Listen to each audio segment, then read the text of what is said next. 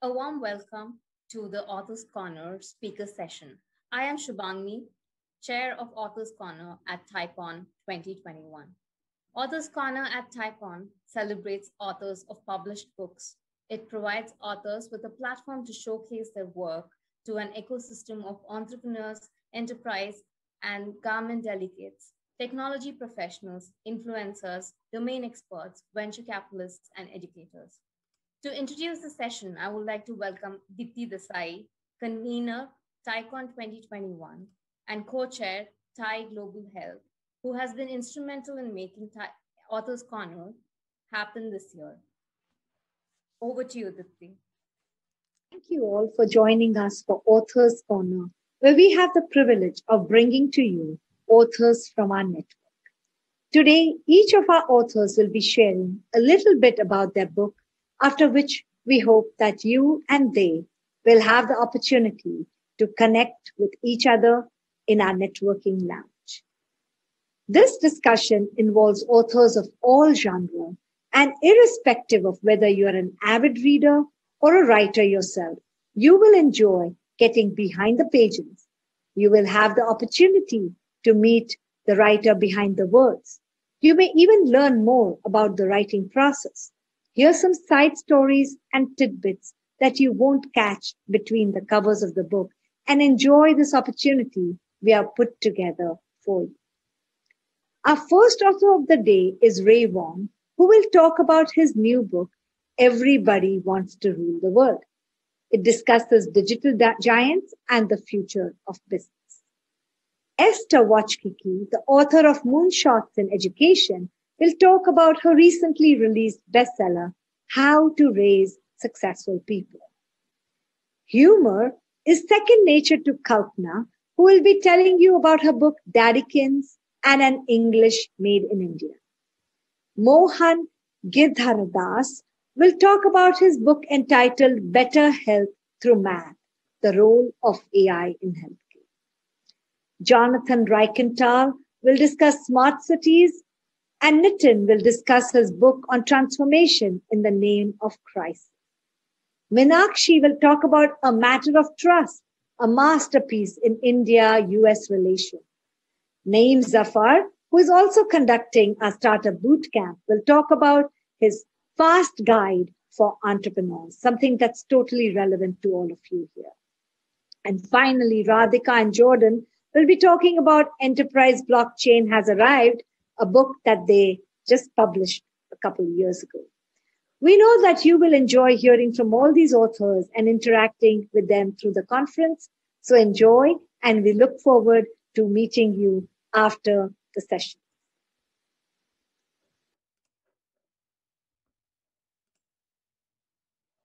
Thanks, Dipti. I'm delighted to introduce the first speaker for today. He is one of the top technology analysts in the world and a frequent speaker at the major tech conferences. Founder, chairman, and principal analyst of Silicon Valley-based Constellation Research Inc., co-host of Disrupt TV, one of the widely viewed enterprise tech and leadership webcasts, author of Business Strategy and Technology Blog, and a non-resident senior fellow at the Atlantic Council's Geotech Center, R. Wong. His best-selling book, Disrupting Digital Business, published by Harvard Business Review, provides insights on why 52% of Fortune 500 have merged, got acquired, gone bankrupt, or fallen off the list since 2000.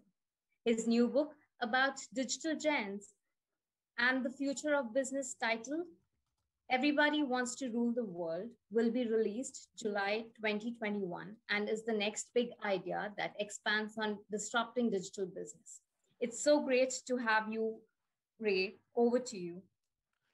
Hey, thanks a lot, and welcome everyone here at TiEcon. Wonderful session so far, and thank you for having me here. I'm going to share some previews, and I need the ability to share screens real quick, but I'm going to show you some previews of what's about to happen. We all know about digital transformation. We all know about where digital is headed, and one of the challenges is the fact that digital transformation is not enough. The quote you gave earlier, the fact 52% of the Fortune 500 was gone by 2000, that was listed in 2015. Today, Today, that number is 63%. And we actually see that number moving towards 83% in the year 2050. So there's a massive amount of change, and we're in the middle of this digital revolution and era. So if I can share slides, if someone can enable that function, that would be awesome. But if not, I'm just going to keep talking and you guys will follow along. Now, one of the things I want to talk about here is really the fact that organizations are shifting very quickly. And when we think about the top stocks that are out there, one of them that comes to mind has always been Dominoes, right? Dominoes to me has been the most interesting stock because that stock started out at $5, right? $5 in 2001, 2002, and exploded to 300 plus. Now, that's a company that we list as a poster child for winning the battle in digital transformation. Think about it. If you order pizza at 4 p.m., what happens? Well, the app will actually remind you that, hey, look, you ordered last time. Here it's 4 p.m. today on a Friday. Would you like a pizza? And okay, that's pretty cool. But it's the fact that you can order on Alexa. You can order on your mobile device. You can order by making a phone call if you still do that. It's all possible. And the fact that once the pizza order is placed in the account, it tells you the pizza's in the oven. The pizza's 10 minutes away. The pizza's 5 minutes away. And guess what? An AI bot will take, if you take a picture, you can send it to the AI bot and it will tell you the quality of the pizza. That's how good they are at digital transformation. However, how often do you order pizza? Who orders pizza more than once a week? Wow, you must be young. You have great metabolism if you order more than once a week. But here's the thing. Most people don't order more than once a week, let alone once every 2 weeks. And here's the thing that's also, Domino's beat Pizza Hut because they had the ability to get an order in time to someone. It's not necessarily a taste game. They didn't win on taste. They won on the fact that they were much more convenient.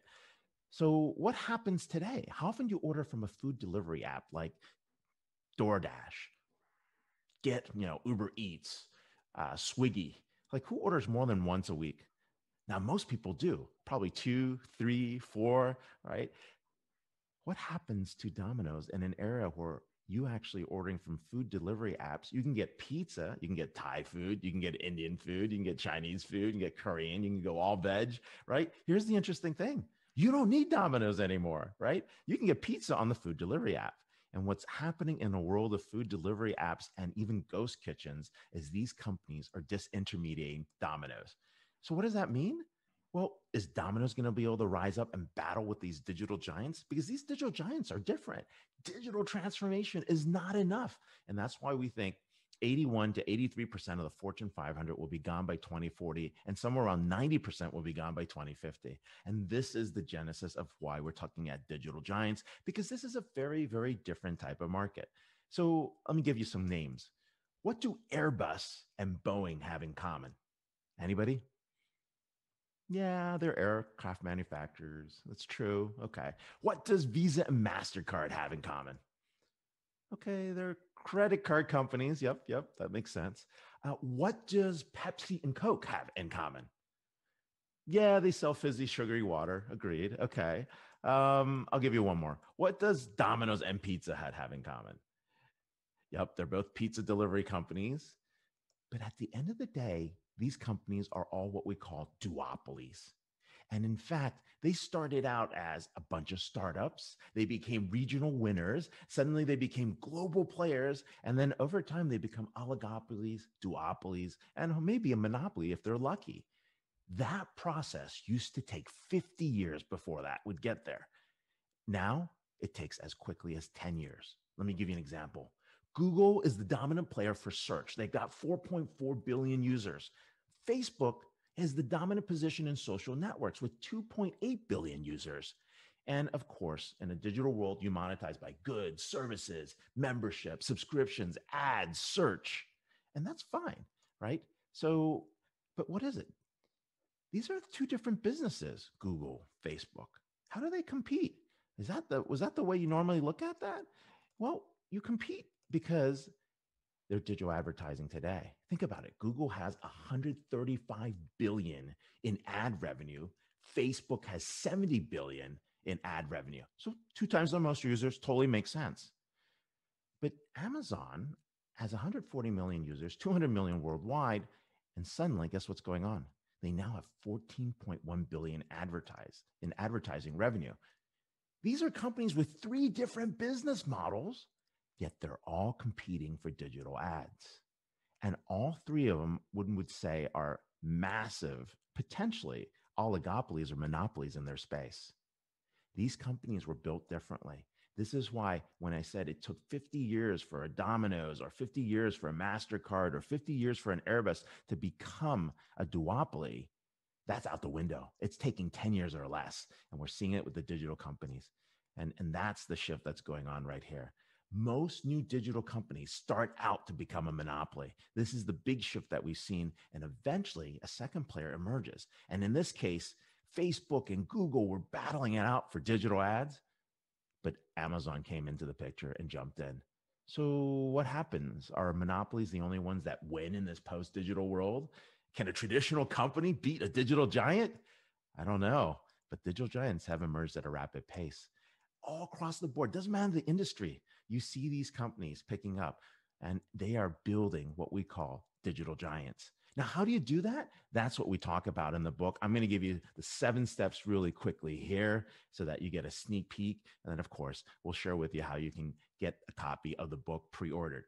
The first one is what we call reinvent the life cycle of organizations. That's the startup life cycle, right? And whether you're a brand new company or whether you're transforming your organization, you have to rethink what your mission is, how you get your teams together, what you do in terms of building the best product or service offering, what's required to actually design for digital monetization and hitting markets. And then more importantly, what do you actually have to do to actually build your financial models in a different way?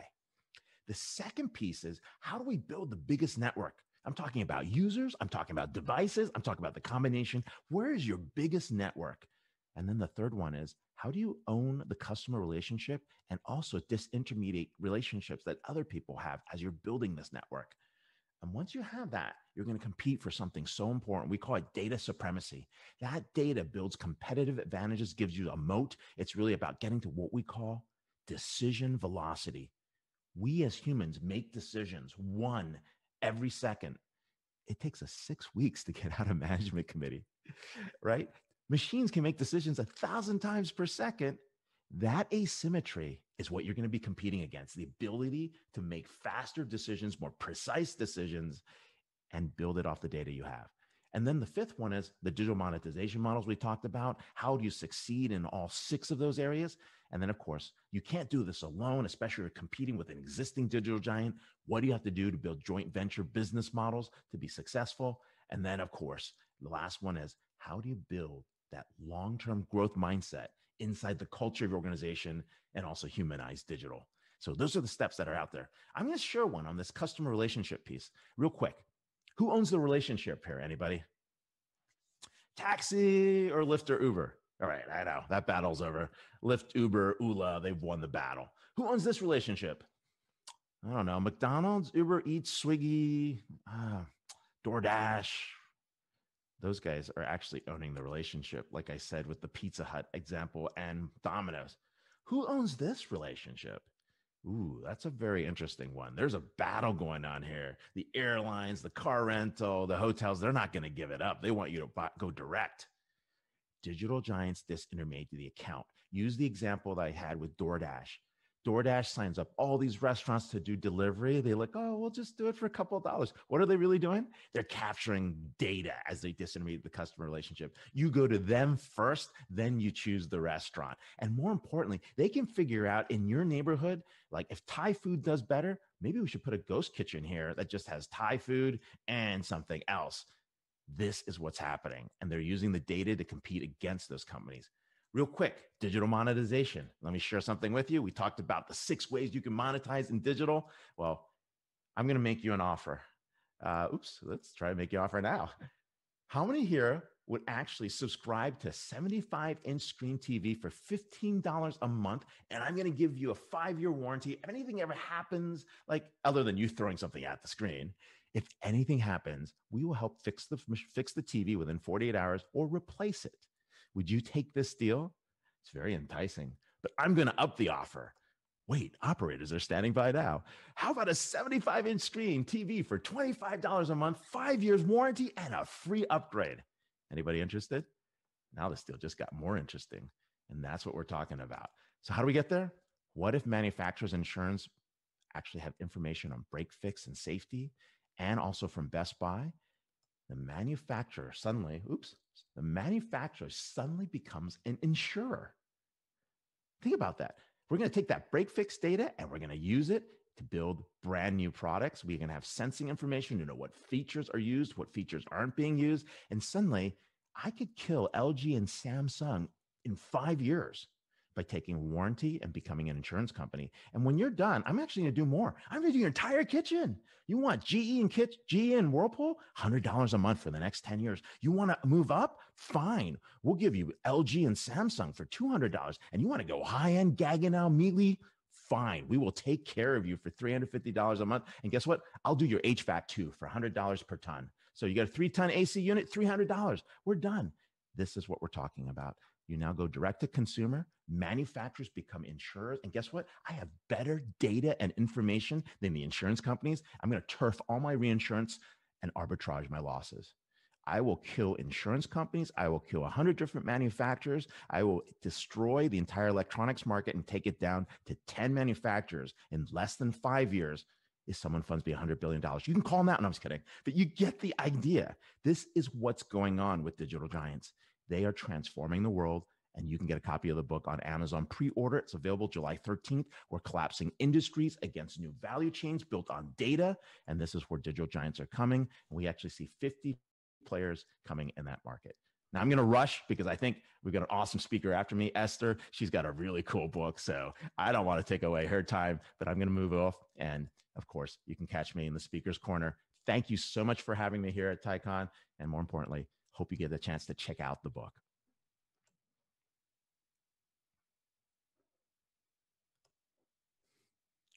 All right, Shubhajini, all yours. Yeah. So. Wow, some of those numbers were stunning. Great. Thank you for the insightful tips for building a digital giant. I hope people got inspired with your talk and do buy the book. I am inspired. I would love to read it and give my feedback too. Our next author, the second speaker for today, is famous for 3 things: teaching a high school class that has changed the lives of thousands of kids, inspiring Silicon Valley legends like Steve Jobs, and raising 3 daughters who have each become famously successful. Esther Wachowski, a teacher and a mentor to James Franco and Lisa Vernon Jobs, mother of YouTube CEO Susan Wachowski, Fulbright scholar Janet Wachowski, and 23andMe founder Anne Wachowski. She is widely heralded as the most successful parent and educator in the United States. Ladies and gentlemen, please welcome Esther Wachowski. Over to you, Esther. Thank you. I need to share my screen. Let's see if I can do it.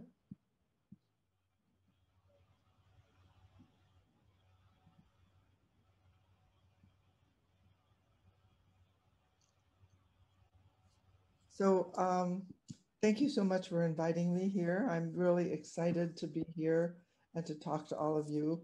I only wish I could be in Canada, but since the pandemic is here, we have to compromise. And so this is a great compromise.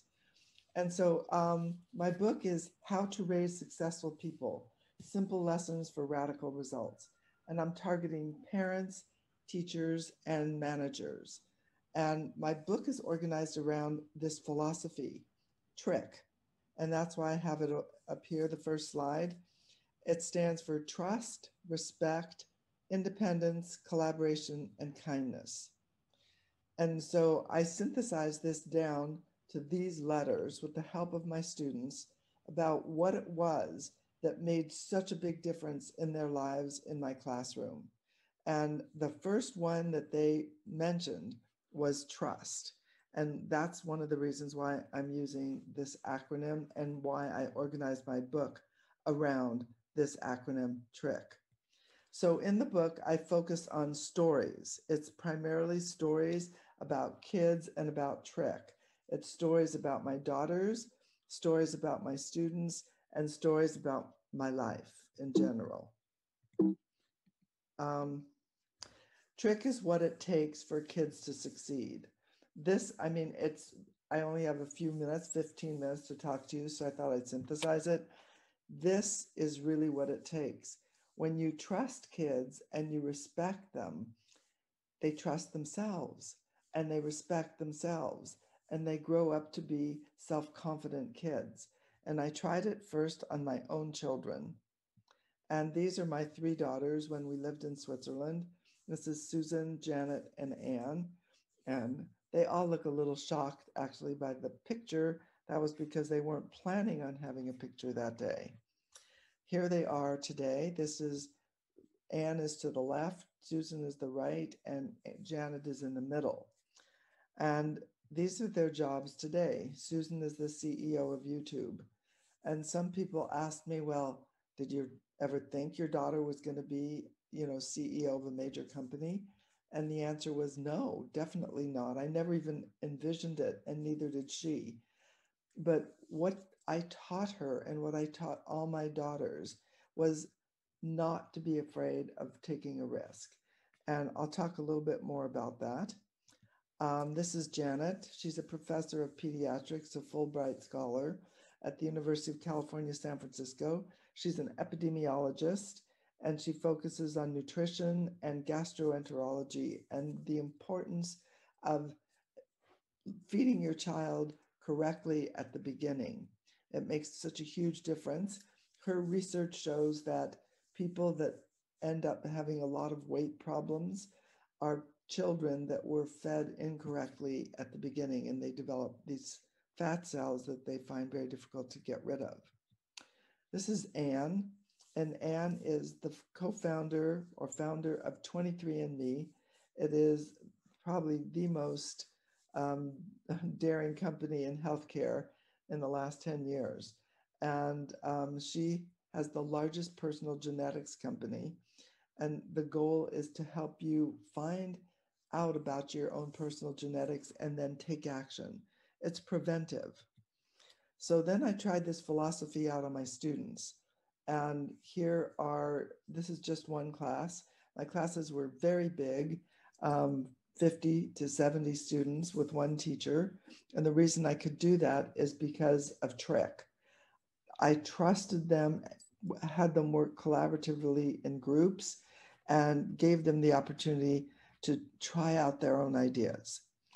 So what did I teach my kids and my students? Number 1, I said, it's okay to take a risk and not succeed. If you can do just this one thing, it'll make the biggest difference in your child's life or your student's life. Try everything. Don't be afraid of failure. Just do it again. And that was the way my class was set up. If you didn't do your story correctly, just revise. Continue to revise until you get it right. So the grade pressure was off. And I provided a safe space for kids to innovate. I did that at home as well as in class. So the main thing their main takeaway was believe in yourself. Believe that you can do it. If you just keep revising, you can do it. So I've had thousands of successful kids. There's a picture that was taken prior to the pandemic, just actually a few months prior to the pandemic. And I have students on all major publications: Wall Street Journal, New York Times, Economist, Washington Post, Time, Newsweek, many CEOs, actors, entrepreneurs, and athletes. And this is an example of what the kids do. They produce a newspaper that comes out every 2 to 3 weeks. I can tell you it continued in the pandemic. And the main reason I'm convinced that it continued in the pandemic was because the kids were in charge. They got to be in charge of the Zoom calls. And so they all showed up. Here's an example of something else. This is their spotlight talking about divorce. And here's another article that they wrote. This is in another one of the publications. And this is about drug addiction and the tragedy involved in drug addiction. So this is one of the magazines. As you can see, the topics are all related to the pandemic because they were produced in the pandemic. That's Verde, C Magazine, and Proof is a photography magazine. This is what the class looked like prior to the pandemic. The computer lab went back quite a ways, so there were about 60 kids in this computer lab. Then in the pandemic, I co-founded a company to promote Trick in the classroom because I realized that it was really hard for teachers. And so this would give them an opportunity to put something in what I call 20% time. And 20% time means that 20% of the time, kids get to do something they care about, something that is not directed by the administration or the curriculum, but something that's directed by their interests. And tracked is screen time you can all feel good about. It's for parents and it's for teachers, but that's especially important right now for teachers. And it's free for actually 3 months, but it's peer-to-peer self-directed learning for your classroom. And if you go to teach.track.app and you have this access code TiEcon, you get it free forever in your classroom. So the idea, my goal as a teacher and as a parent is to empower kids and to give them that opportunity for them to work independently and feel good about themselves. So Tract is the first by kids, for kids online platform. So the teenagers are 15 to 20 and they're creating learning for kids 8 to 14. So grades 4, 5, 6, 7, 8, 9 are the ones that can enjoy using it. And then we're also looking for creators, that is kids who want to be creators of learning paths, who may be interested in, teaching. There is nothing like teaching to be able to learn something better yourself. And so this is what I'm trying to do to help the world in this pandemic. And I realize it's been a real challenge for everybody. And that's part of the reason why I started this. And the CEO of Tract is my former student. And 15 of the first people in Tract are all my former students. And some of them are actually present students right now. So I realize that I don't have as much time as I would love to have, but I will be in the breakout, in the room where we can socialize. And so what I would like to suggest is that, you join me in that room. And after this presentation, I'll be happy to be there and answer questions from parents and from teachers and help people get involved. And so I'm sorry, I can't answer any more questions right now.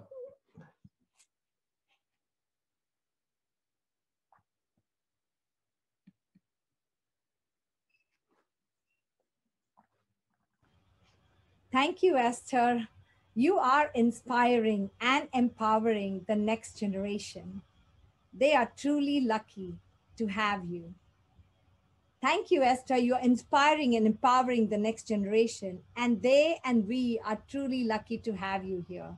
I was talking to Esther earlier today, and I'm really looking forward to having her come back with her daughters for a grand keynote at our TiEcon next year.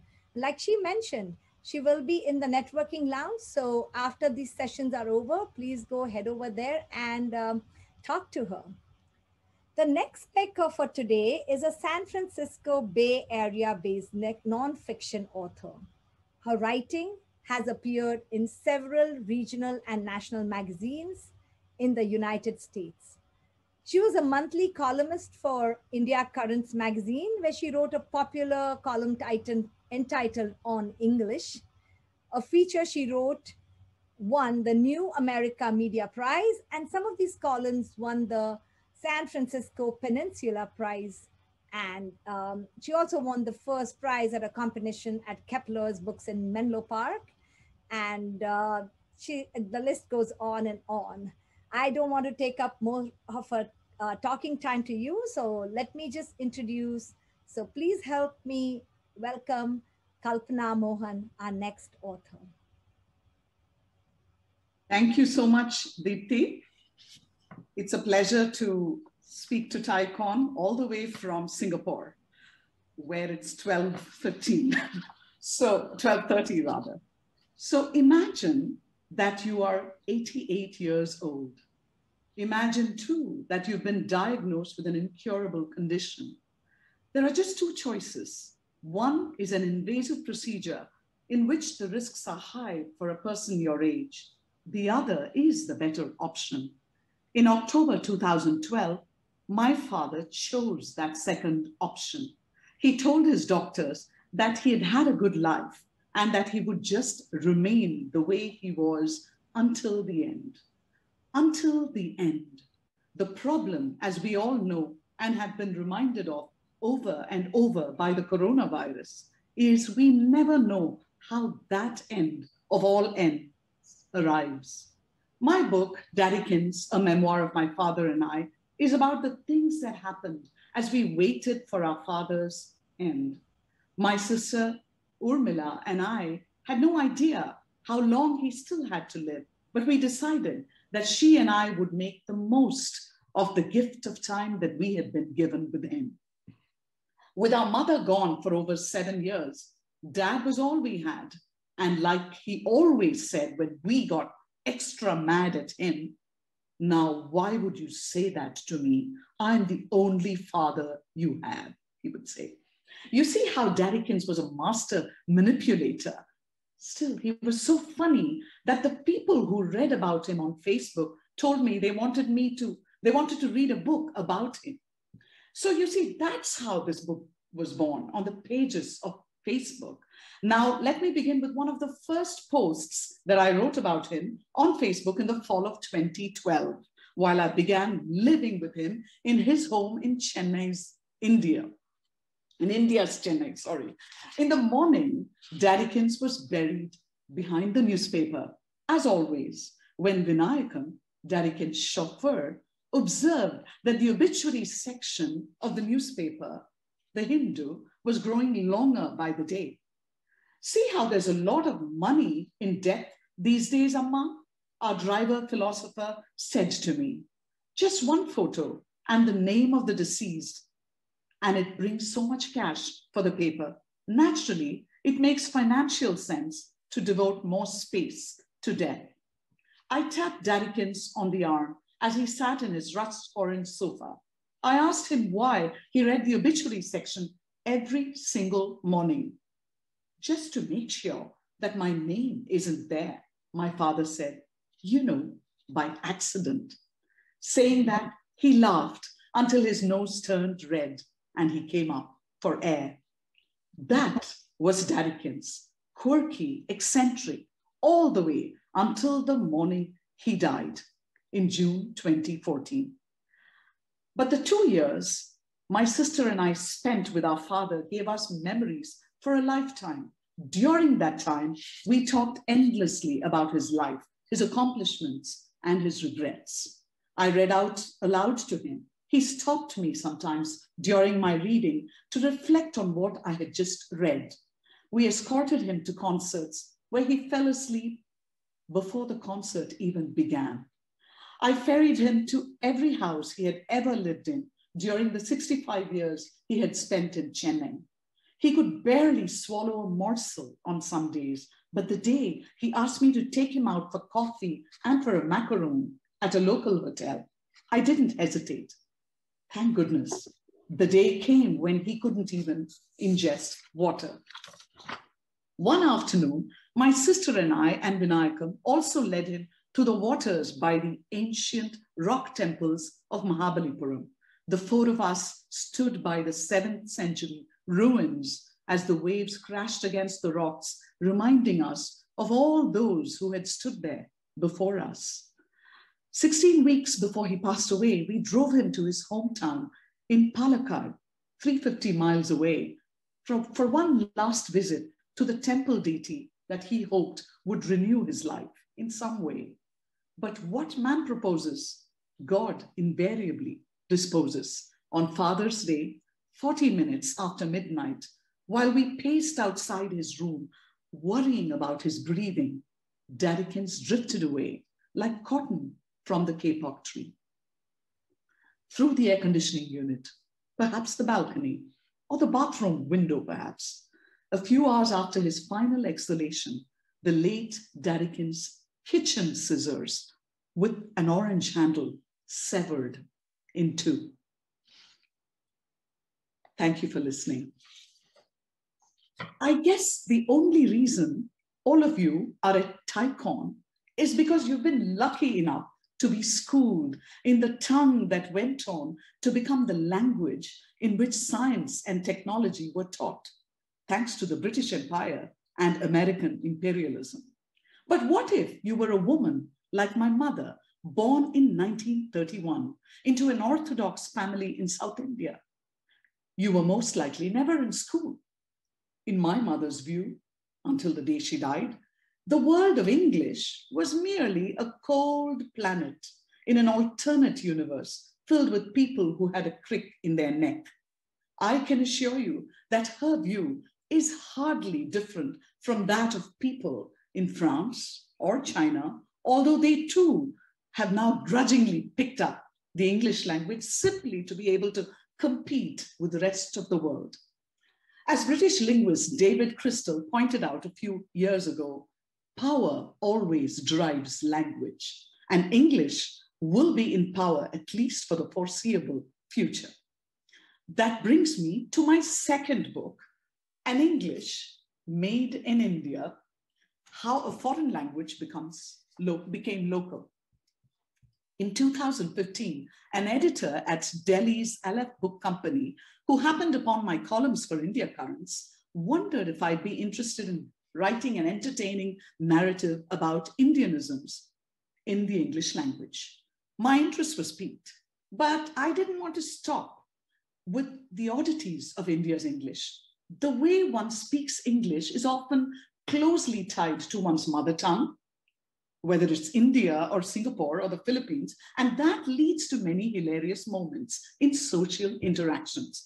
But I wanted to go beyond all that by talking to many people across India, teachers, writers, thinkers, translators, technologists, and so on, to learn about what the English language had wrought in India over the country's 350-year history with Britain. I traveled to many parts of India, to places seminal to the evolution of the English language, the metropolises of Bombay, Madras, Calcutta, Delhi, of course, but there were other places too. A principal at a high school far away in the mountain ranges of Himachal Pradesh struggled to impart English to children of farmers who were first-time learners of the English language. With only about the top 10% of India being fluent speakers of English, the most lucrative business in India is running an English medium school. English opens doors, you see. But do you know how English is equated with intellect too? That is the tragedy of how a language can begin to embody a quality simply because it's the conduit of the quality to the rest of the world. English thus creates a divide, even in India's coveted administrative services, where somebody who is otherwise brilliant is somehow tainted for not being fluent in the English language. My travels informed my book in countless ways. While talking to the erstwhile princess of Travancore in Kerala, I discovered how children in royal families mastered the English language very early because of their exposure to families from England. In Delhi, while talking to Sir Mark Tully, a renowned BBC correspondent, I realized how he understood very clearly, more than most Indians actually, that I had met, how best to preserve India's languages while offering free education to the poor. He believed that English medium was not so important, but that the solid teaching of the English language, even in government schools, was critical. I was often astounded by the pluckiness of people with respect to using English in daily life.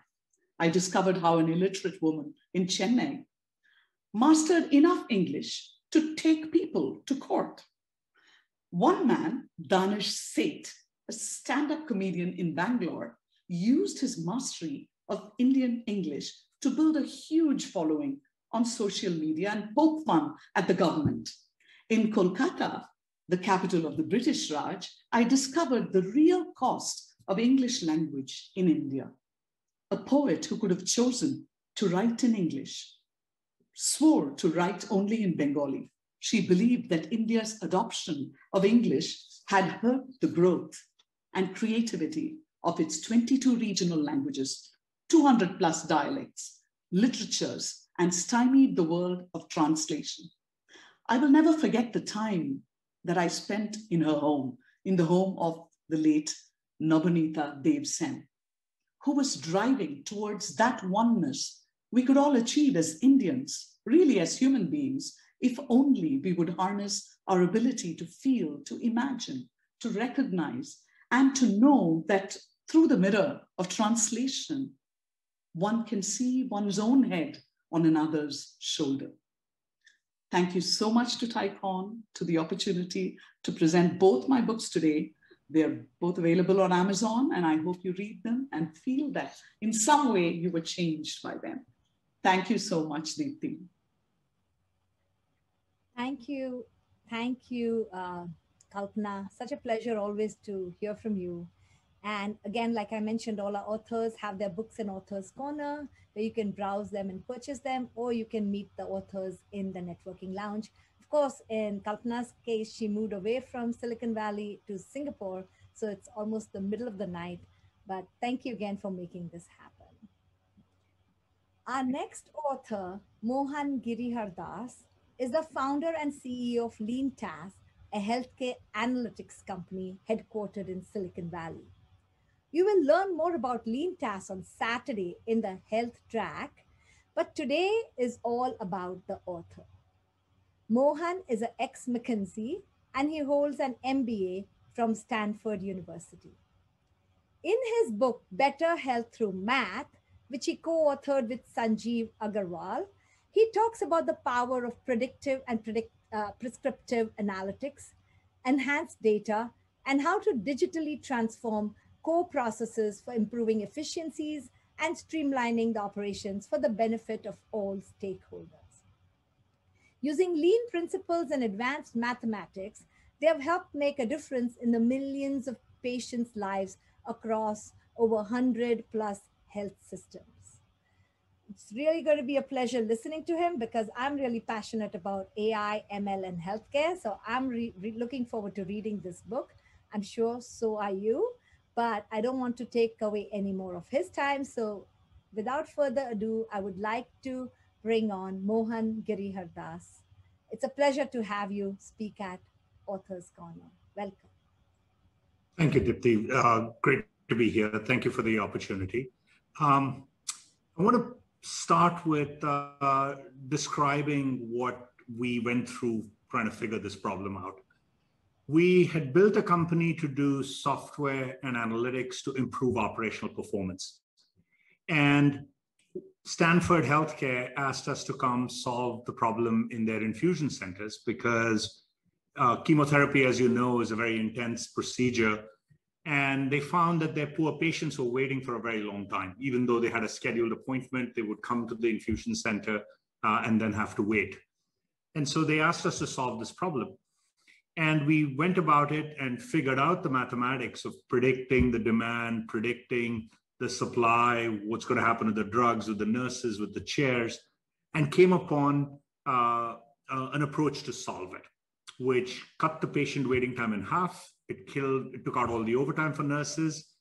It allowed them to see 15% more patients. And so they were very excited by it. And we got excited too that we had solved a problem in healthcare that we believed applied not only to every infusion center in the US and in the world, but applied to every other healthcare service that's provided, whether it's imaging or surgical procedures or inpatient stays, et cetera. And so that's kind of what we have built. Over the last 6 years, we've really grown the company. We're now a little over 200 people.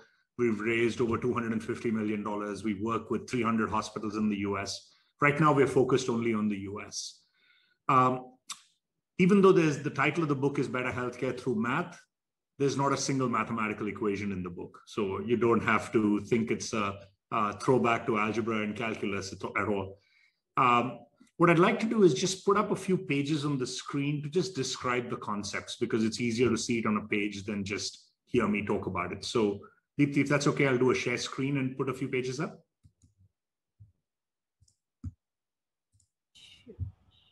Yeah. Can you see my screen? Yes. Okay, terrific. So it's fascinating when you think about many other industries that we take for granted. Take UPS, for example. Every day they deliver 20 million packages in the US alone. They have no idea what's coming tomorrow. They don't know that today I'm going to go put something in a box, take it to a UPS store and ship it to New York. So they don't know that. Yet they have to have planes and trucks and vans and sorting stations and drivers and loaders in the right place at the right time to manage that volume. Similarly with airlines, Delta Airlines alone has 5,000 flights a day. You can book a ticket 300 days in advance. There are 200 seats per plane. So it's millions and millions of potential seats that they have to guess how many people will fly from point A to point B, set the price such that the seats get filled, because a plane flying empty is a waste of money. Similarly with staffing airport security, after 9/11, I led the team that redesigned Atlanta Airport to help people get through security more quickly. It was taking 4 hours in October and November of 2001 to get through security. What they have in common is they've got an expensive asset, whether it's a truck or a plane or real estate, and they have to manage the supply and demand. If you think about healthcare, there are plenty of assets too. You've got operating rooms, you've got chairs, you've got beds, and you need to manage that carefully. So what we figured out is the mathematics of matching supply and demand. That's one key concept. And the second concept is linking. How do you connect services together so that the whole process is very quick? In matching, what you have to do is on the supply side, the right staff member with the right skills, the right equipment, and the right kind of room has to be available to meet the demand, the number of patients, the type of treatment, the duration, when they will show. This is a very hard math problem. Now stop and think about how a medical appointment is made. Two people chat, they look at the calendar and they say, John, Wednesday at 10 o'clock. Nobody ran any complicated math to determine whether 10 o'clock was the right answer or 10:20 or 10:40. When we bring this up to health systems, they say, yes, but it's a difficult problem. It's hard to predict the demand, it's hard to predict the supply. And we agree it's a difficult math problem.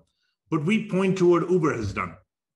Every minute of every day, on every street corner, in every major city in the world, the demand for an Uber ride has to be met with the availability of a car and a driver ready, willing, and able to offer the ride. This is a difficult problem, but they've solved it. They build predictive models based on time of day, day of week, seasonality, weather, traffic, political events, sporting events. Then they look at the driving habits of all the drivers. Who drives at night? Where do they drive? Who drives during the day? And they try and make it match. When it doesn't match, they change the incentives. They give a driver a bigger cut. They do surge pricing to scare away demand or delay demand. That's the level of active intervention it takes in the software. And that's what we built. For every asset, we can figure out the demand pattern, the supply pattern, and the best way to make it match. The second concept is linking, where if you think about what happens, you go to the lab, you go see the doctor, you get a procedure done, or you go into the ED, end up in the OR, there's a surgery, you come out in a post-anesthesia unit, and then you end up in a bed. These are linked events. Hospitals don't spend any time on the mathematics of it. What we've done is figure out, like an airline will spend 3 months building its connected flight schedule. It is that complicated. So that's the two parts we have solved. I'll leave you with one thought that helps illustrate the magic of what is possible. We all take this for granted. We're about to catch a flight. We go sit at the gate. We see the plane pulling in. 2 guys with orange sticks make the plane park at the gate. Soon 200 people get out of the plane. You wait another 20 minutes. They let you get on the plane. And 20 minutes later, the plane takes off. Just think about what happened in the 45 minutes. They did a whole bunch of things in what they call above wing services. They put in a new crew, they restocked the food and the supplies on the plane, they cleaned the cabin, they kicked out 200 passengers, they put in 200 new passengers. Simultaneously, below the wing, they checked the flaps, the structures, the tires, they kicked out 1,000 bags, put in 1,000 new bags, they refueled the plane, they checked the engines. All of this happened in 45 minutes. It happened thousands of times a day at a big airport. And it happens in hundreds of airports around the world every day. And it has to go perfectly. 99.99 is still 100 crashes a day. It's not good enough. So it has to be perfect. What did they do? They didn't just figure it out on the fly and look around for a baggage cart or a fuel truck. They take each service and build the supply-demand matching mathematics. So what they do for baggage handling, for example, baggage carts move very slowly. Airports are very big. You cannot relocate a baggage cart to a great distance. So they calculate how many plane pushbacks will take place from each gate in each 15-minute period, whether it's 0, 1, or 2. And in that calculation, they'll make sure the right number of tows, tugs, ramps, people, loaders are in the right place. Similarly with fuel, similarly with food, similarly with cabin cleaning. So that's how they do matching. The way they do linking is these services cannot just be done in random order. You cannot clean the cabin until everyone's off the plane, but you must clean the cabin before the new passengers come on the plane. The fuel truck and the baggage truck cannot be under the wing at the same time. They have to sequence how they come in. So they've mastered linking. Why is it magical? Atlanta Airport in the 80s could do 500 flights a day. Atlanta Airport today does 5,000 flights a day.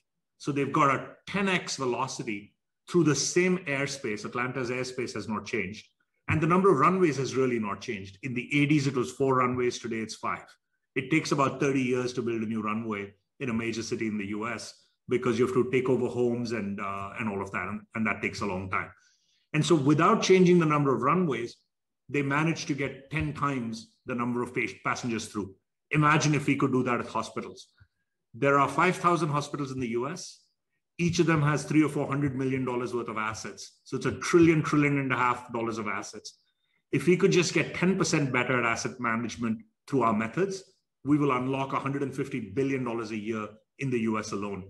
And the US needs its healthcare system to be faster, at the same quality, and more cost efficient. So that's the key concept in the book. We then go through each asset like oncology, operating rooms, beds, imaging, labs, etc., and describe what it takes to pull it off. Let me just stop there, see if anyone's got questions, thoughts. Hi, everyone. So it was pleasure hearing from Mohan. I know many of you may have questions to address to him, and he is open to talking to you.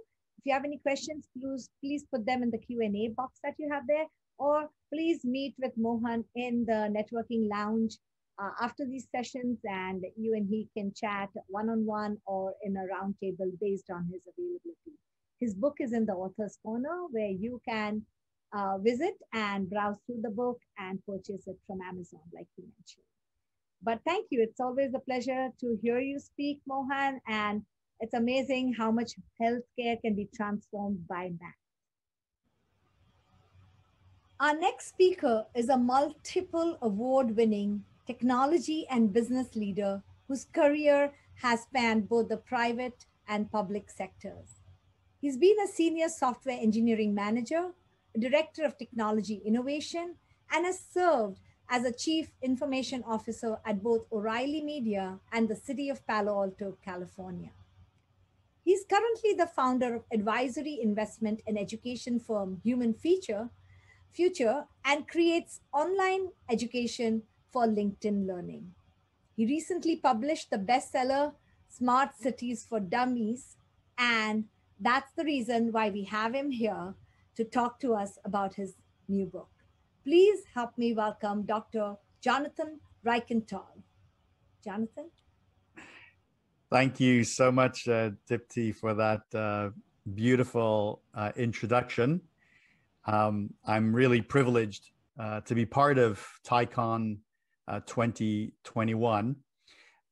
Before I start with my short comments, I did want to convey my thoughts on the crisis in India and to let everyone know that it breaks my heart and others, and I hope for a speedy recovery for the great Indian nation. So thank you again for inviting me. It's a great honor to be part of this. I'll tell you my quick story, how I got interested in cities, and then I'll talk a little bit about my book. And I plan to read a short paragraph from the book too that might be interesting to you. I've been in tech for about 30 years and mostly worked in the private sector. And then I had this interesting opportunity in about, early 2011. I get a call from a headhunter. I was in my existing job as a chief information officer with a media company, and then the headhunter said, "Jonathan, would you consider working for a city as a chief information officer?" And I have to say, I've always been curious about public service and about how cities work in particular, but I hadn't been looking for a job in government. So this was an interesting question for me. And so, in life, you can say, when presented with a question like that, you can just say, no, I'm on a particular path and I don't want to hear anymore. Or you can choose to listen, to open your ears and say, open your mind and say, tell me more. I want to know more about this intriguing question you have for me. So that was a life-changing moment. And I learned about this opportunity to be the Chief Information Officer and Chief Technology Officer for the city of Palo Alto, known often as the birthplace of Silicon Valley.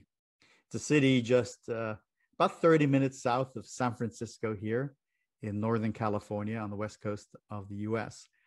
And I learned more about it and I took the job. The city manager will often say, that I took a risk on them and they took a risk on me. And the good news story is it really, really paid off. I was intrigued as a career technologist about how could we bring contemporary technology to bear in a city context? What could we do to collaborate with tech companies and innovators and startups to think differently about how we deliver cities? And that was the thesis that I worked with my team, a wonderful team, and with the city leaders and all sorts of stakeholders across the community for 7 years. And we had a lot of successes. We really did rethink things like where you host computing power. We had a cloud-first strategy. We also thought deeply about bringing technology to where people were rather than having people come to where we were. So we had a mobile-first strategy, and we digitized and made available over 50 services in a digital context, including online and through smartphone solutions. We rethought about things like how do you manage traffic differently, and we experimented with putting Internet of Things sensors on traffic signals so that we could detect traffic patterns and then change the lights so that traffic flowed more smoothly. Palo Alto is a city famous for its libraries, and we have 5 physical libraries. And we decided to create a 6th global digital library entirely online where you could check out books and all sorts of materials on the Palo Alto online library. We completely replaced the 911 system. And not only did we replace that emergency phone call system, but we also collaborated with 2 communities adjacent to Palo Alto. So we collaborated on a regional basis to bring down costs and create better services across communities. We did that. We did these projects over 200 times with a lot of success. And we shared that success with the world through my writing and my talks. And we also shared, by the way, when things didn't go so well, because I would be lying to you if I said it always went smooth. This work is hard. City work is complicated, very complicated. But an interesting thing happened to me on the journey. I was there for 7 years, and my role was to come in as a technology guy and help the city be more efficient, reduce costs, create better services, help to contribute towards a better quality of life. That's what it's about. That was my mission, but something else happened. Through my time at the city, I got immersed in the whole space of urban progress and urban innovation. I got exposed to cities all over the world. I met amazing city leaders and mayors and technologists and companies. Occasionally, I got to travel. I was invited by cities to share my story or share the story of Palo Alto specifically. And in doing that, I fell in love with cities. I really did. I fell in love with the idea of cities and how they can, when done right, elevate billions of people out of poverty and into a better quality of life, notwithstanding some major challenges, and obviously recognizing that the world has a very big place for the rural areas and the non-city areas of our planet. And so I fell in love with cities. And I was like, this is cool work. These are big problems that need to be solved. These aren't problems that only affect a very specific small demographic. When you do work in cities, you affect everybody: children, teenagers, young couples and families, older people, workers, visitors, all sorts of people. It's very, very profound work. And with all of us almost now, our destinies being in cities, the data says that by the middle of the 21st century, about 70% of all people will live in cities. What we do in cities really matters. And so while I've continued to be very excited about the work that I can do in technology to help innovation move us forward in a very positive and socially responsible way, a big part of my work is how we can help cities move forward. So I would do talks, and I do consulting with cities around the world. But the question is, how can you have a bigger voice? How could I reach more leaders and more people? Well, back in 2019, I got out of nowhere, in fact, a phone call from a major international book publisher, from Wiley. And I spoke to the acquisitions editor there, and she said, Jonathan, we want to write more books about cities and the future of cities. We'd love you to write a book for a new series that we're creating. And I was like, wow, timing is perfect. Let me see if I can help with that. And so we had conversations on and off for several months. And then there was a gap, and I heard nothing. And I was like, there's not going to be any book. It was too good to be true. But then they called back and they said, we have a better idea. We think a book on smart cities as part of our Dummies brand would be very impactful. Now you have to understand that Dummies, whilst it's a kind of an American use of the word, it's not supposed to be patronizing. It's supposed to be more of a wink or a tongue-in-cheek. Is the largest reference series of books in the world. Dummies books have sold over 250 million books, on everything from fishing to JavaScript to diabetes and home ownership, right? So the inventory, the catalog is huge. So I was like, that's incredible. Now I can write the book and be part of a very well-established brand. I can get the voice out. I can educate people. And so I started writing this Dummies book. It was a big surprise to me. I didn't think that I would be the guy who wrote this. And I need to let you know, I didn't write a book for dummies. I wrote the book I would have written for anybody, for any series. It just happened to fall into this brand. So it is, my sort of life's work on cities in a single book. And I want to just show it to you here.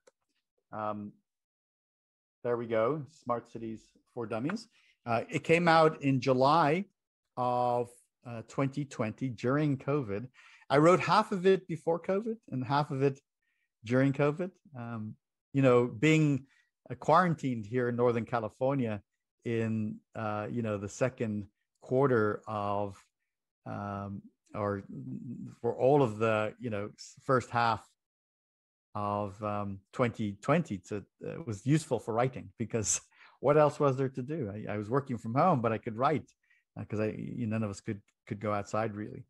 And so I wrote half of it in quarantine, and then the publishing process went pretty fast, came out in July, and it was immediately a bestseller. It went straight to #1 in several categories on Amazon, which being the very dominant publisher, or at least bookstore, I should say, these days. So I was really pleased with that. Now, I had planned a tour. I was going to do a book tour. I was going to travel to Europe and Australia and Asia and China, and it was going to be a pretty impressive book tour where I spoke about why I wrote this book. But that was canceled. That was canceled, unfortunately, because of COVID. So in a way, I've had a chance to do a few book launches over the last few weeks as things have improved. And this is one of these new opportunities I've had as an author to speak exclusively about this book. So the book is basically split into 3 parts, 4, let's say 4. It's a little bit of history.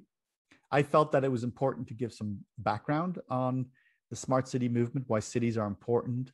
It's another section is about where we currently are, what's happening in the world with urban innovation and civic engagement and data. And then there's another section on the future, how we can start to apply new ideas and new technology to move all our communities forward. And then the final section is the appendices. So I have appendices on lots of strategies from cities all over the world, open data portals from all over the world, dashboards of cities that are reporting on their smart city successes. So it is a really wide and deep book. It's about 400 pages of rich advice for anyone who wants to build a better city. So before I wrap up here, because I think my time is almost done, I did want to read just from a section to give you a flavor of the book and my writing style. A lot of it is matter of fact. A lot of the book is, here's how you do this.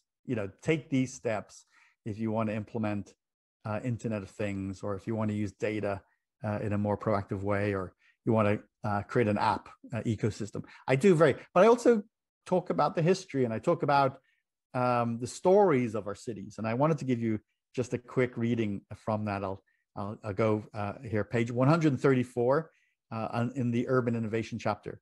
And here goes. As human settlements grew, demand for water for drinking and agriculture also increased. Systems were required in order to bring larger volumes of water predictably from the source. To solve this problem, humans invented the aqueduct, an elaborate combination of tunnels, surface channels, canals, clay pipes, and bridges to move water to wherever it was needed. Aqueducts that covered short distances were used in the earliest days of civilization, beginning with the Minoans on Crete over 4,000 years ago. More sophisticated, longer distance systems were developed during the Assyrian Empire.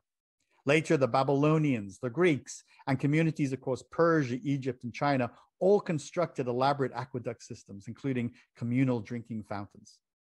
Finally, it was the Romans who mastered the building of aqueducts. Ambitious projects overcame all kinds of difficult terrain, including engineering to move water upward. Many forms of aqueduct construction could be seen across the Roman Empire. The water supplied not only basic needs in agriculture, but also large public baths, fountains, and private homes. Many remnants of these systems can be seen scattered across the landscape. I could read more, but my time is almost up.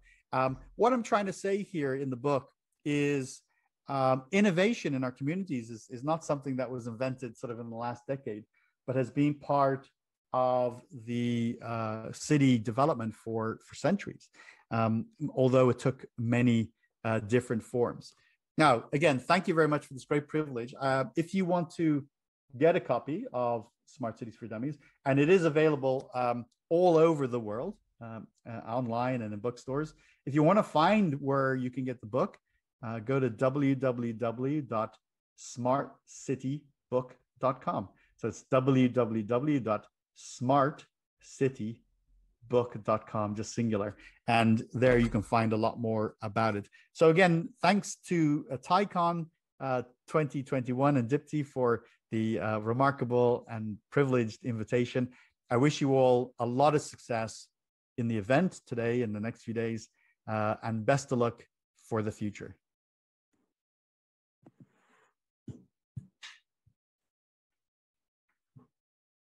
Thank you, Jonathan. That was very insightful. We really loved the journey that brought you to smart cities, and it's got me interested in smart cities. I'll obviously go try reading your book. Thank you for joining us again. Our next speaker is a freelance journalist and has written on American foreign policy for publications such as Foreign Policy, The Asian Age, The Wall Street Journal, The Washington Post, and Seminar. Meenakshi Ahmed was the London correspondent for NDTV, a popular news channel in India.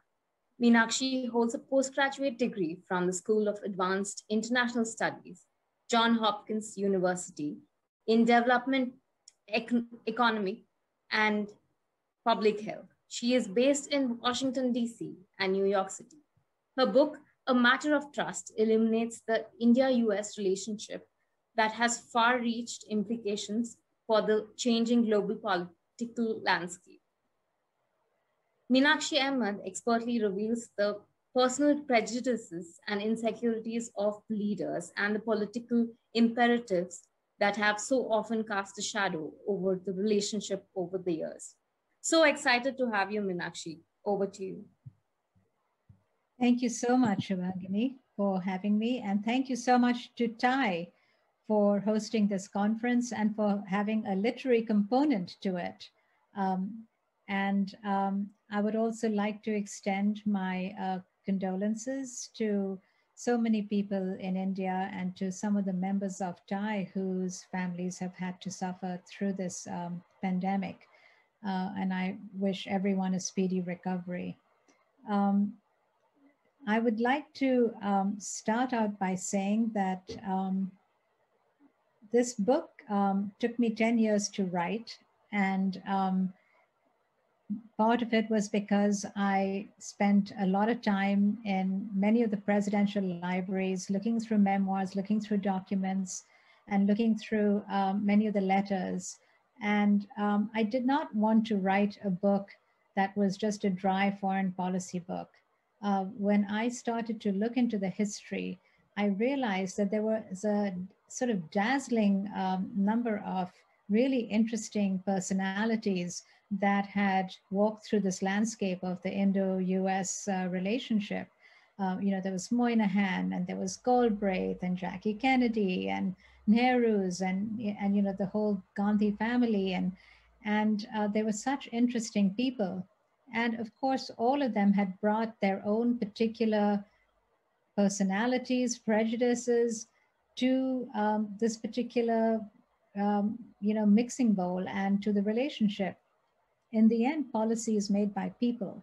And so I realized that in order to fully understand, it wasn't enough just to read the policy papers, the histories. You had to also go slightly deeper and read the memoirs and the papers and the letters. So just to give you one tiny example, Nehru had a really disastrous trip to the US when John F. Kennedy was president. And everyone thought that the two leaders would have gotten along because Nehru was a very erudite intellectual person, and he got along with Einstein and Bertrand Russell, and he was a very highly educated man and a man of science and letters. He had written several books. President Kennedy had won a Pulitzer for Profiles of Courage. He himself used to read apparently 1,200 words a minute and could quote from the Greeks and the Romans, and they were a natural fit. JFK was a much younger man, but he had great admiration for Nehru, and he thought that he was the person to lead Asia. So you would think that they would get along. But on this trip, Nehru was incommunicative. Galbraith had taken such care to plan it, and on every topic that Nehru would normally you would think have had lots to say, on Vietnam, on Cambodia, he just wouldn't communicate. As I started reading the memoirs, and then I dug into some papers that his sister had written, I discovered he was actually suffering, and he may have even had a mild stroke while he was here. And he was suffering from an illness. And it was entirely possible that while he was here, he had had a mini stroke. And so some of these things really may have had an impact on the whole visit, but no one had picked it up, and it was almost criminal that he hadn't been taken to Walter Reed Hospital to have himself checked out. And it had an impact on the whole negotiation and policy. Fortunately, Jackie Kennedy charmed him, and President Kennedy later on, even though he thought that he didn't get on with Nehru and he was very disappointed and he thought, Nehru had espoused it, he sent Jackie Kennedy to India. And when she arrived with, 64 pieces of luggage and reporters and hairdressers. And she just, she apparently changed outfits 22 times, and she took India by storm. And India, which had exported images of poverty and famine, all of a sudden, the Life magazine and all these magazines were sending pictures out of glamorous Jackie Kennedy in front of the Taj Mahal and lots of color and all the beautiful monuments. And it was a whole different, she glamorized India. And it was wonderful public relations. And it was just in time, because she arrived in March 1962, and by the fall, the Chinese had invaded, and Nehru desperately needed American help. And simultaneously, Kennedy was dealing with the Bay of Pigs. And so these two democracies, the biggest democracy and the most powerful democracy, were being invaded by the two most important communist countries, Russia and China. And so they helped each other. And it couldn't have come soon enough. But anyway, that was just a small sort of tangential example in my book about how some of these personal things are so important to understand the history. So it needn't be dry. History needn't be dry. And I hope that my book is not.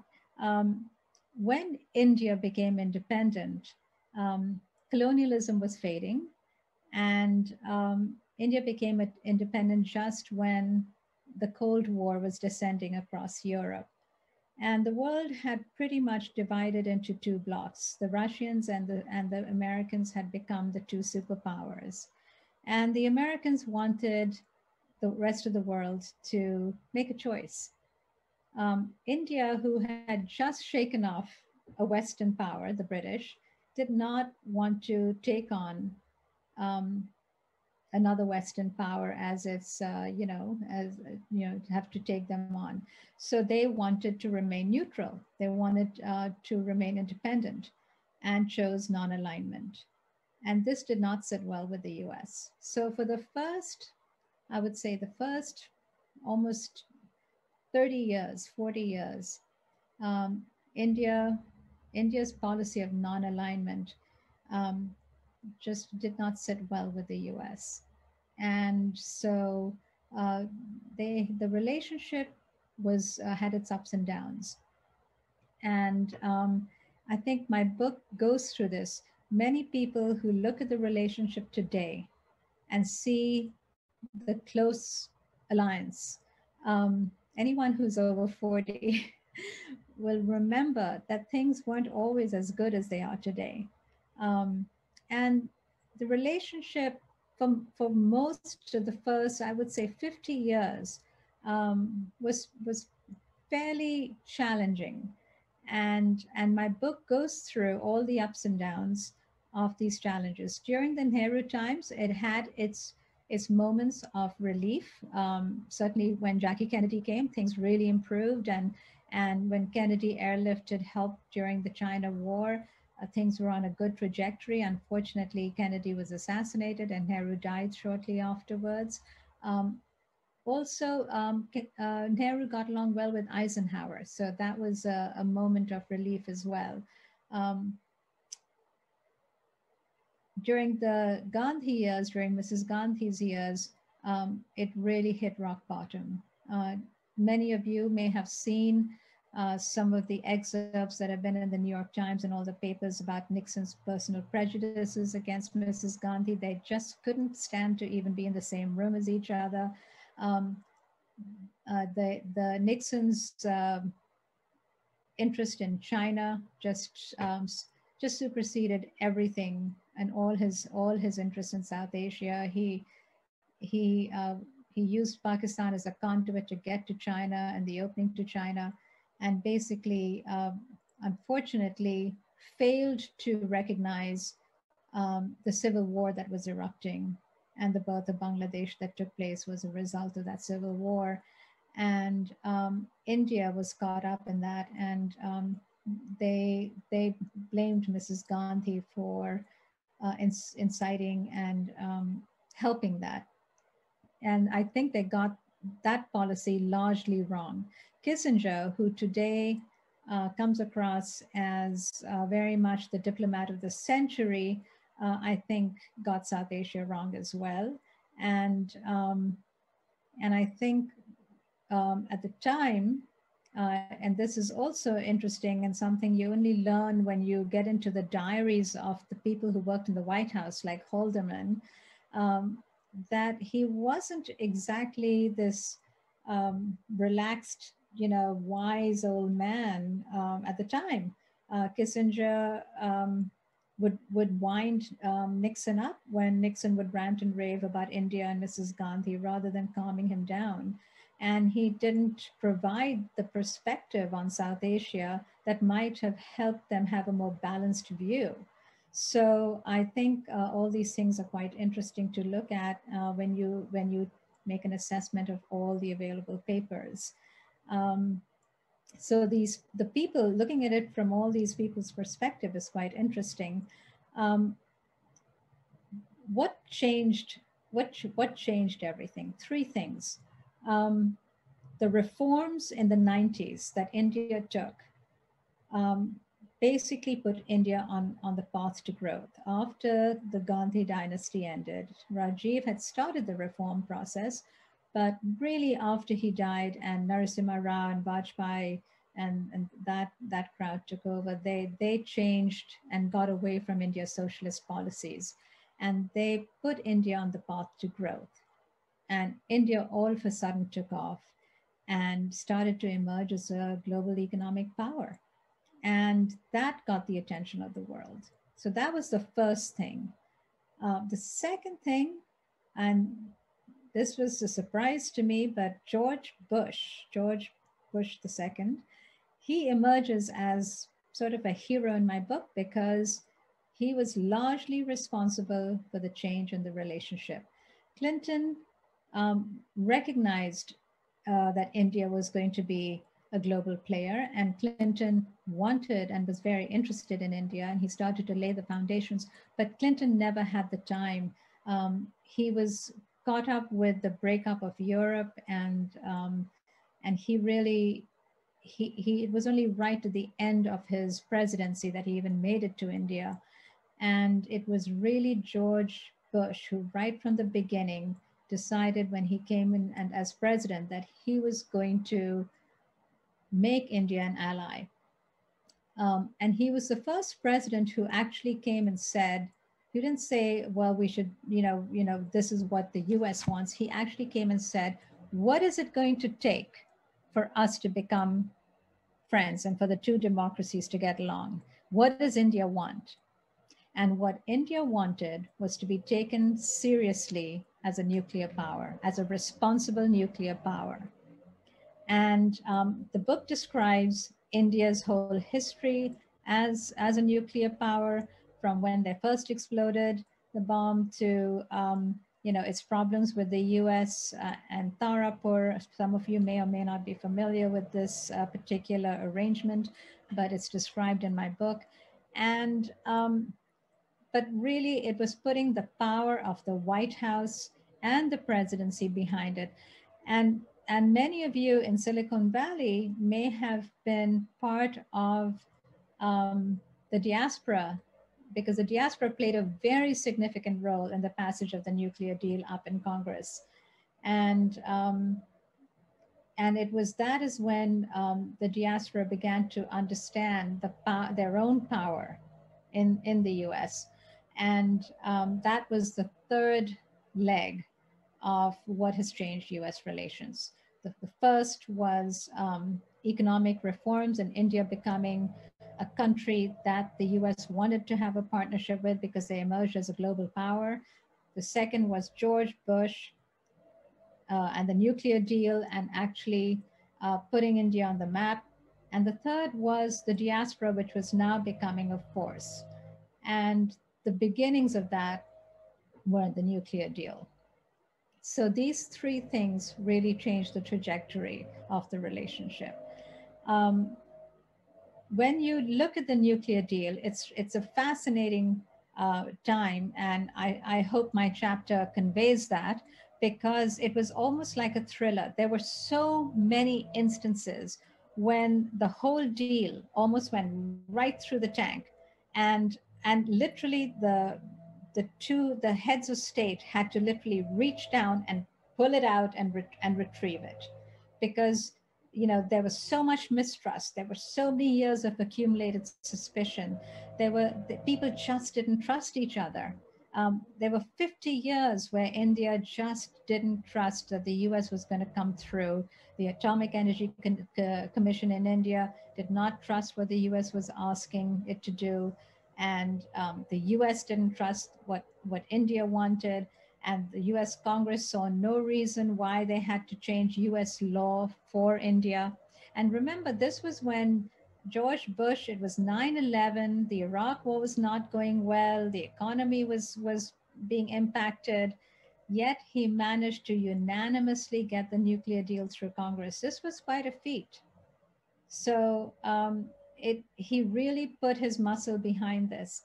And just when he managed to get all this passed, and Manmohan Singh took it to the Indian government, the opposition told him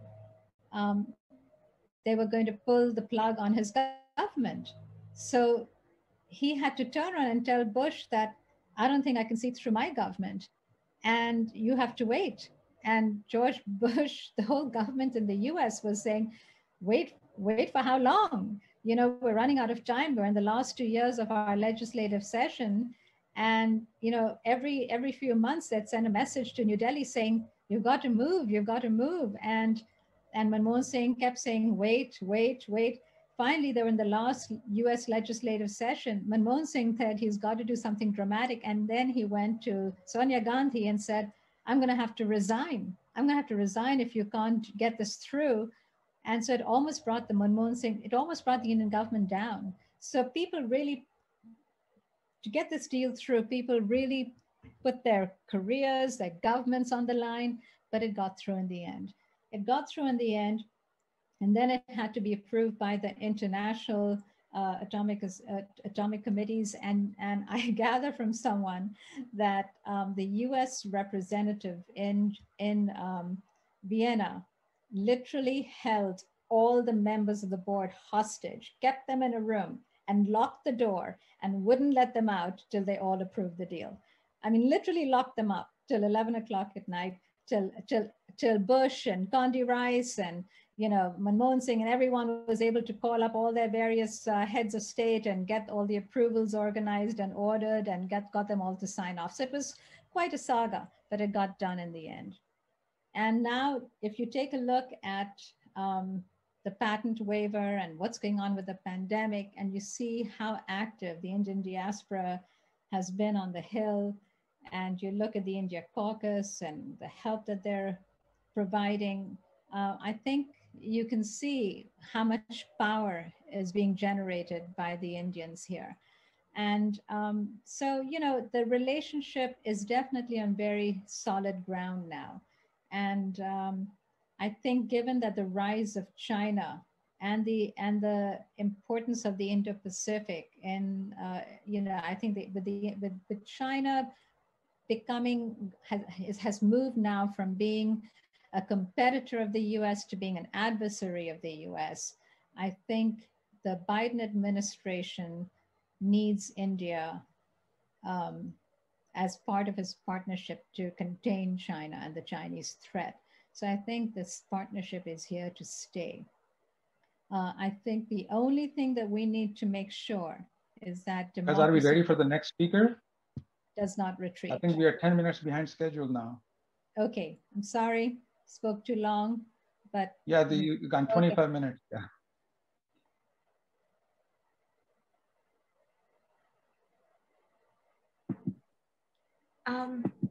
Thanks, Meenakshi.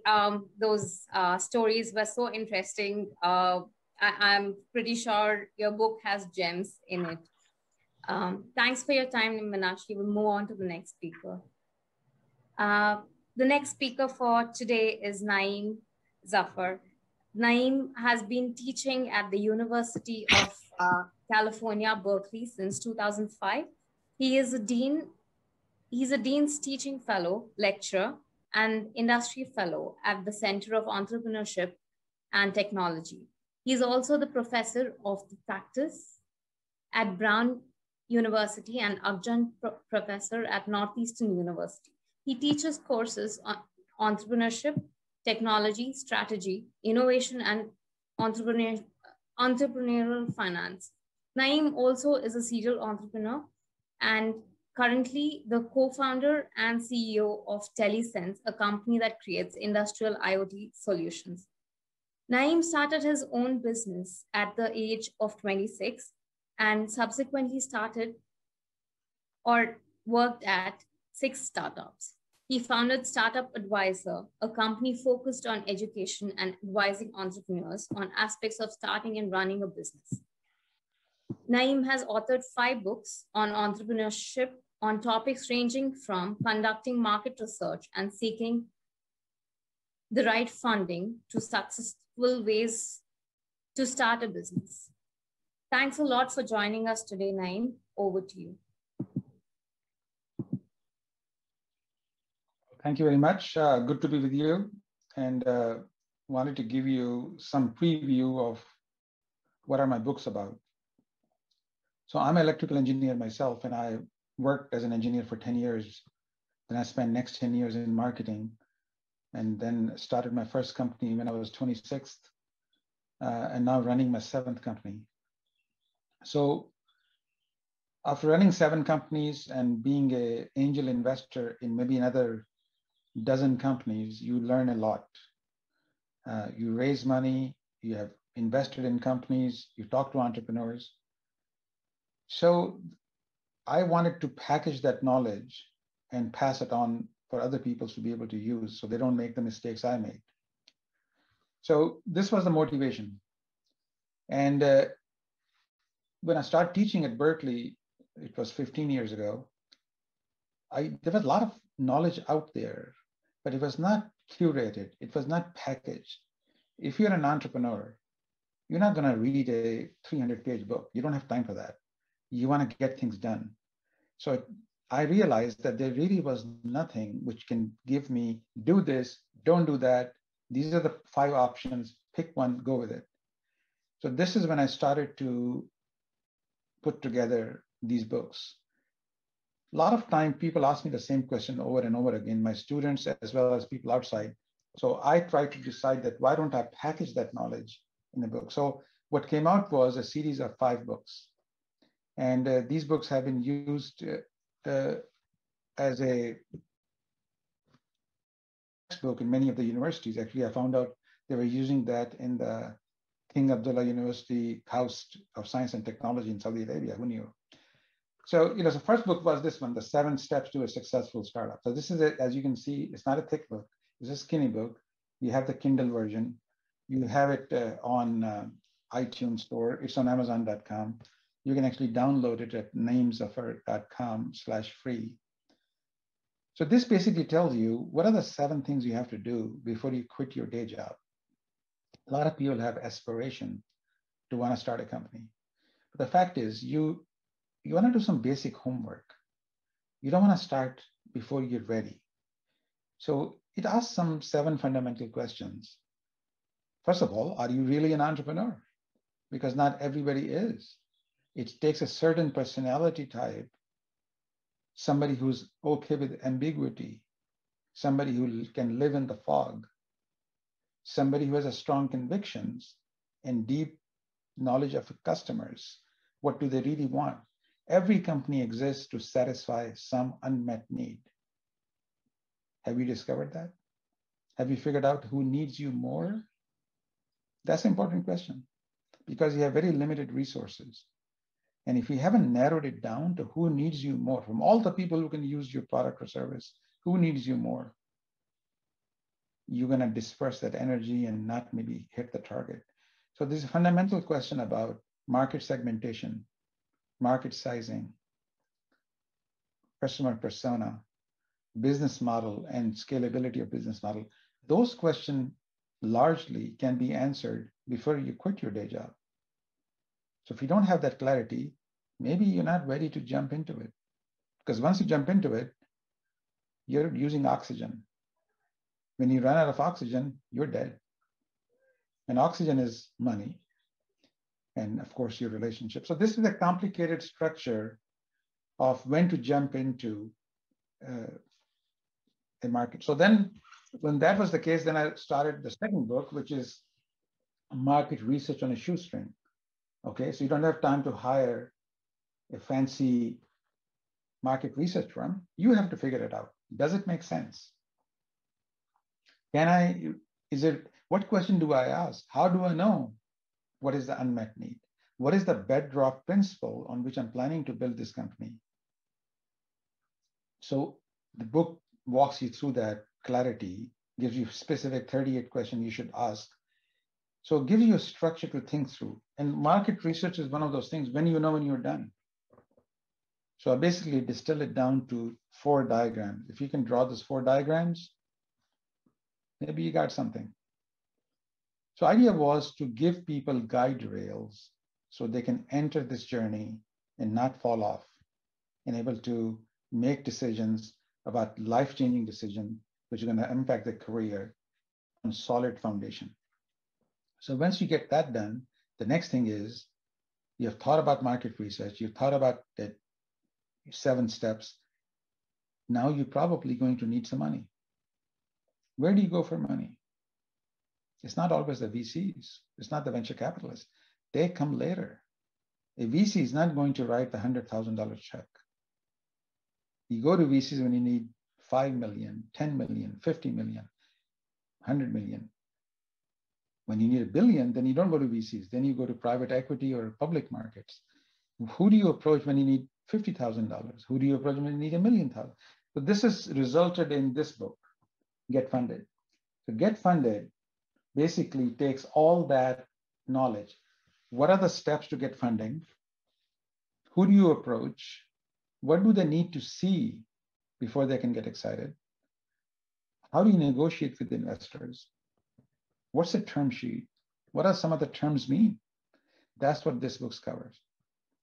So you notice that I've taken the entrepreneurial journey and I've broken it down into 5 books, each one of them guiding you through a different part of it. And it's basically distilling my own knowledge of 25 years as a founder, as an entrepreneur, as an investor, as an acquirer. Because when our company quit and became big, a public company, we did buy several companies. So all that becomes, and then you have to figure out how much money I'm going to raise. You need a financial model. But this book, Finance Essential for Entrepreneurs, not a thick book, just the basic, all you need to know to be able to construct a financial model so you can raise money. How much money? How long would it last? So this was my point, that I couldn't find the straight answer from people. I had to knock on many, many doors, read a bunch of things, attend classes, distill the knowledge. So what I have created is this 5 books available on Amazon or namesofit.com. And the last one was about the legal guide of starting up. So how do you deal with law firms? What about IP? What about patents? What about other issues from labor to filing 83Bs? What are the tricks and tips so you don't run up a huge legal bill? All that are here. So if you have a somebody who's a lawyer, corporate lawyer, they may not like this book because I give all the tips and tricks, because I was always unhappy with paying those large legal bills. Something had to be given, something had to be typed. So I've captured those things. My point is, not only these 5 books are available to you at namesoffer.com, but I also have uploaded 73 different lectures I've given, different talks, all free. You can just download and watch any of these.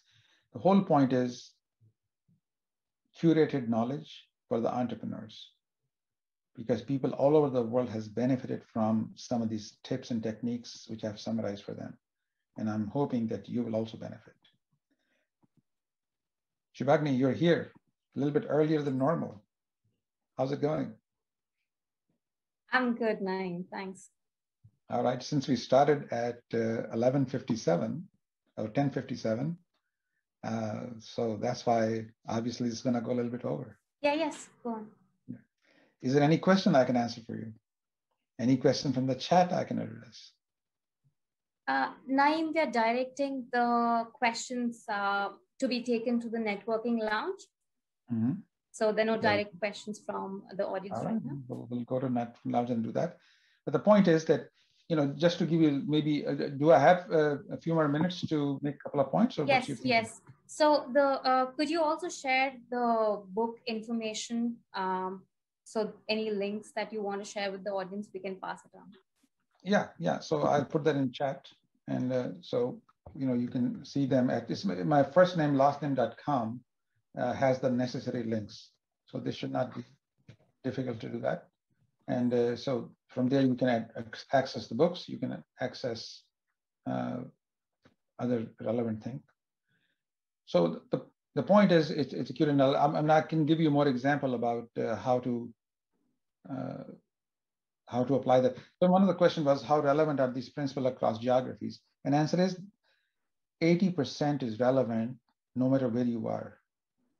20% may be relevant to how Silicon Valley VCs work and how do you negotiate with them. But the basic concept to start any business anywhere in the world, you have to identify an unmet need. You need to figure out who are the users, what alternatives do they have, why the current method is not satisfying them. That principle, understanding the market segmentation, understanding who's the user who needs me more and why do they need me, applies anywhere. You could be in rural Tanzania, and those are relevant.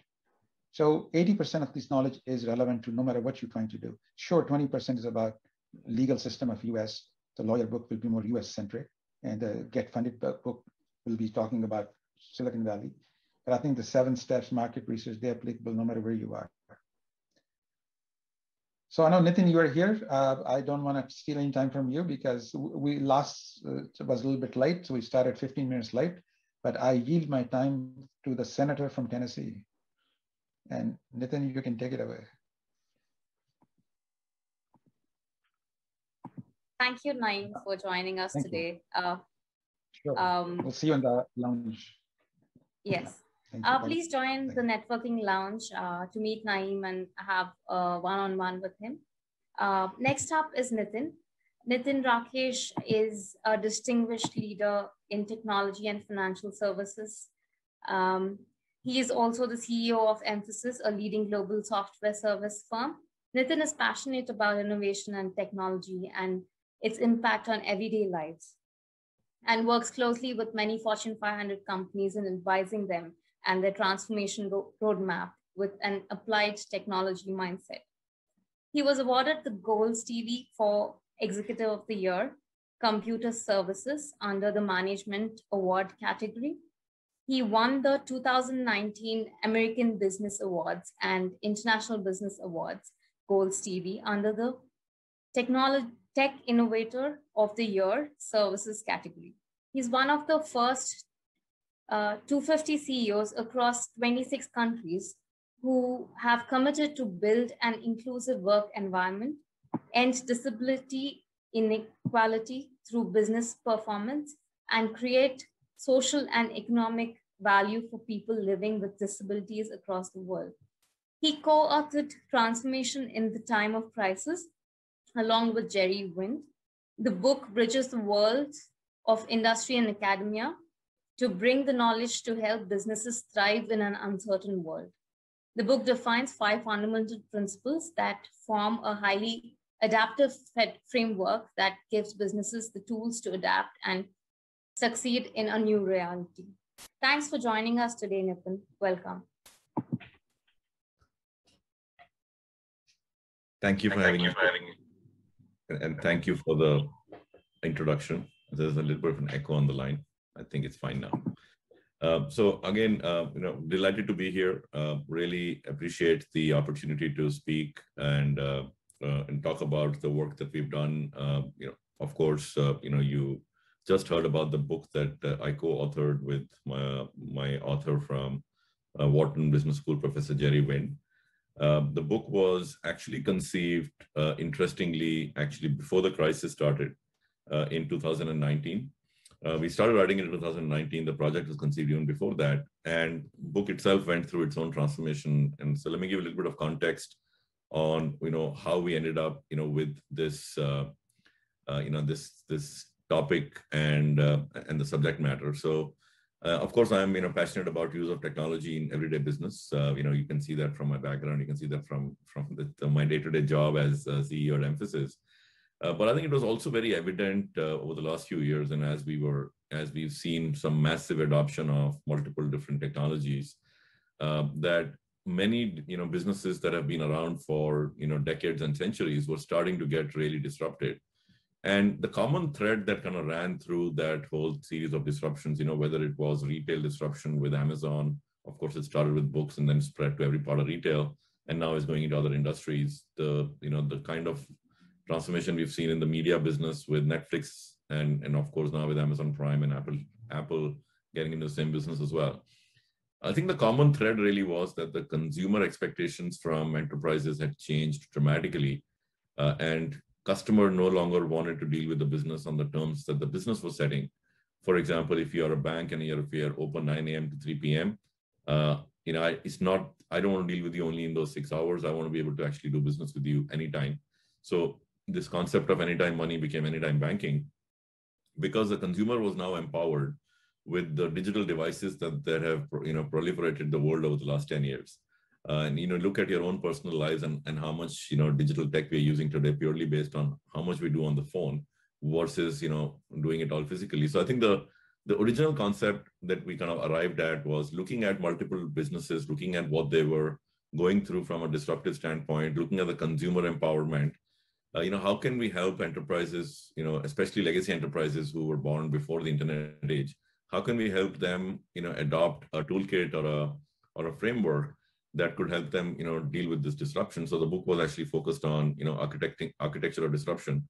And then as COVID hit early in 2020, it started very quickly becoming very evident that a number of those disruptive forces have started to accelerate the change even further. And we've now, it's obviously well understood and well known, but we've now seen, penetration of, for example, e-commerce is doubled in 30 days.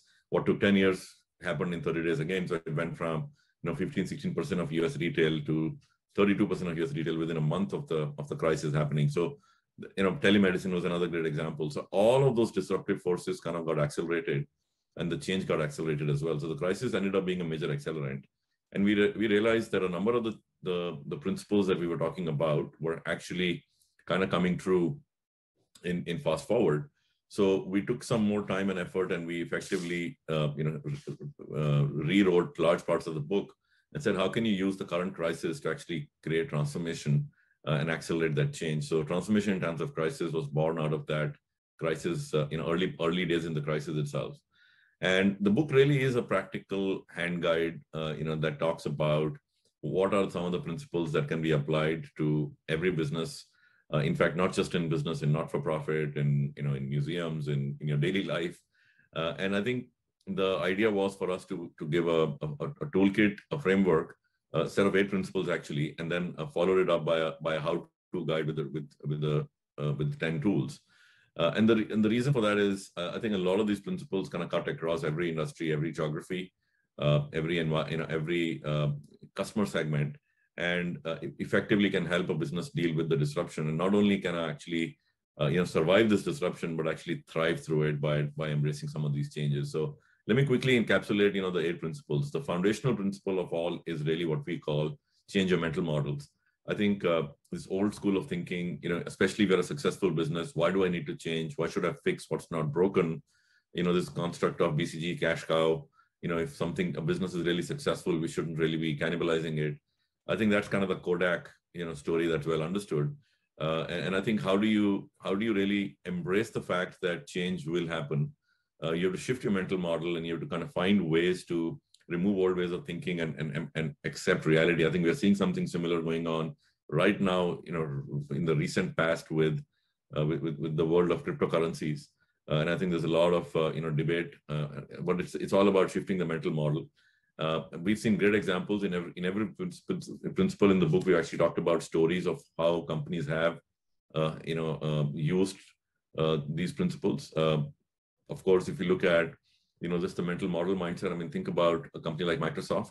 It was all about proprietary software, all about licensed software, very hard to get around the closed ecosystem of Microsoft.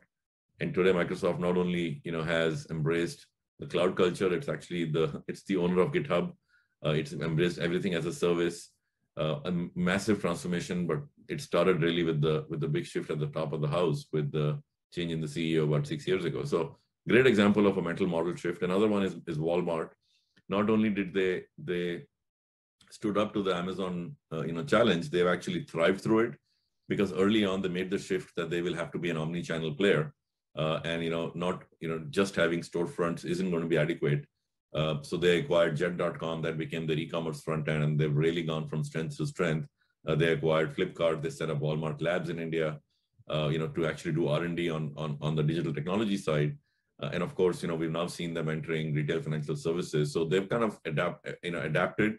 But the biggest change really was they had to shift the mental model and say, yes, we need to accept that e-commerce and digital reality is going to be a huge industry trend in their industry. So I think that's the principle one. It's the foundational principle. That's what almost all the change has to kind of start with that foundational principle. Then we talk about the next 2 principles really talk about engaging with customers, knowing your customers better. So how can you reimagine and reinvent your approach to customers and stakeholders, and how can you speed up your digital transformation? And the journey of personalization. I think I referenced this earlier on when I said that consumer was driving a lot of the disruption. I think in this case, it's very it's very clear that these 2 principles really focus on how do you know your customer really well. Knowing your customer isn't just adequate about the regulatory framework. I need to know my client and do my risk analysis. It's actually about knowing the customer to a level that you can you can understand and identify their individual preferences. There are some really great examples of customer personalization driven companies. Think about Netflix. Netflix is probably the world's biggest personalization engine. When they started, they didn't own content. They didn't own the device that you watch Netflix on. All they really owned was the knowledge of the customer, and they were able to match the content with the consumer to a point that they then started integrating forward into creating content. And now they create content with such great accuracy because they know their customer really well. So I think the other aspect of this customer engagement and the experience side is that I think customers have also evolved and moved very rapidly away from being loyal to brands to being loyal to experiences. And what I mean by an experience is how easy is it to do business with the enterprise? How easy is it for us to deal with them? What's the customer service? I mean, this whole concept of customer obsession from Amazon is a great example of, the experience that you can drive even outside of the digital, just the interface itself. So I think those are the next 2 principles. We talk about customer engagement. We talk about, personalization and transformation, and how can companies, what kind of, transformation techniques you need to be able to adapt. You have to have a very, extensive investment made outside of your core systems using technology. You can use digital technology today. You can use data. Data becomes very, very core when it comes to engaging with your customer. Then, then we talk on the 4th principle is about, talent, because there is such a war for technical talent, especially, in the more advanced you get, the harder it gets to find people, especially for legacy enterprises. How do you compete with Google and Amazon and hire the same caliber of talent? So we've kind of talked about embracing what we call open innovation and open talent. That's one of the foundational principles as well. Idea is to kind of tap into the gig economy for talent and rewire your own internal HR principles. And I think the Uberization of workforce, the wisdom of crowds is a very, very powerful way to actually open up your talent and innovation ecosystem. Great example, even a company like NASA, has access to who actually hire the best and the brightest. They have 17,000 full-time employees, but they actually access another 500,000 people through their open talent programs. And they run, hackathons and NASA challenges. Of course, they're able to get the entire ecosystem to rally around and solve some of those problems. They do it quite often when they're undertaking a large new initiative around design. They've solved some of the most complex spacecraft design problems through this open innovation process. I think a great way for companies to tap into a talent pool that they may not have to hire full time, they may not be able to hire, may not be able to afford, may not find, especially as you start thinking about the ability of these companies to the needs that they have right now to actually make that massive investment in technology and talent. Then principle number 5 talks a little bit about speed, adjacency, agility, and adaptability. Not only do you need to be able to protect your own core business, but you have to find adjacencies to get into, because as the pace of change has gotten really accelerated even before the crisis, and I think consumers, especially the Gen Z consumers, are looking for instant gratification. So they're always going to look for how quickly are you able to launch new products and services.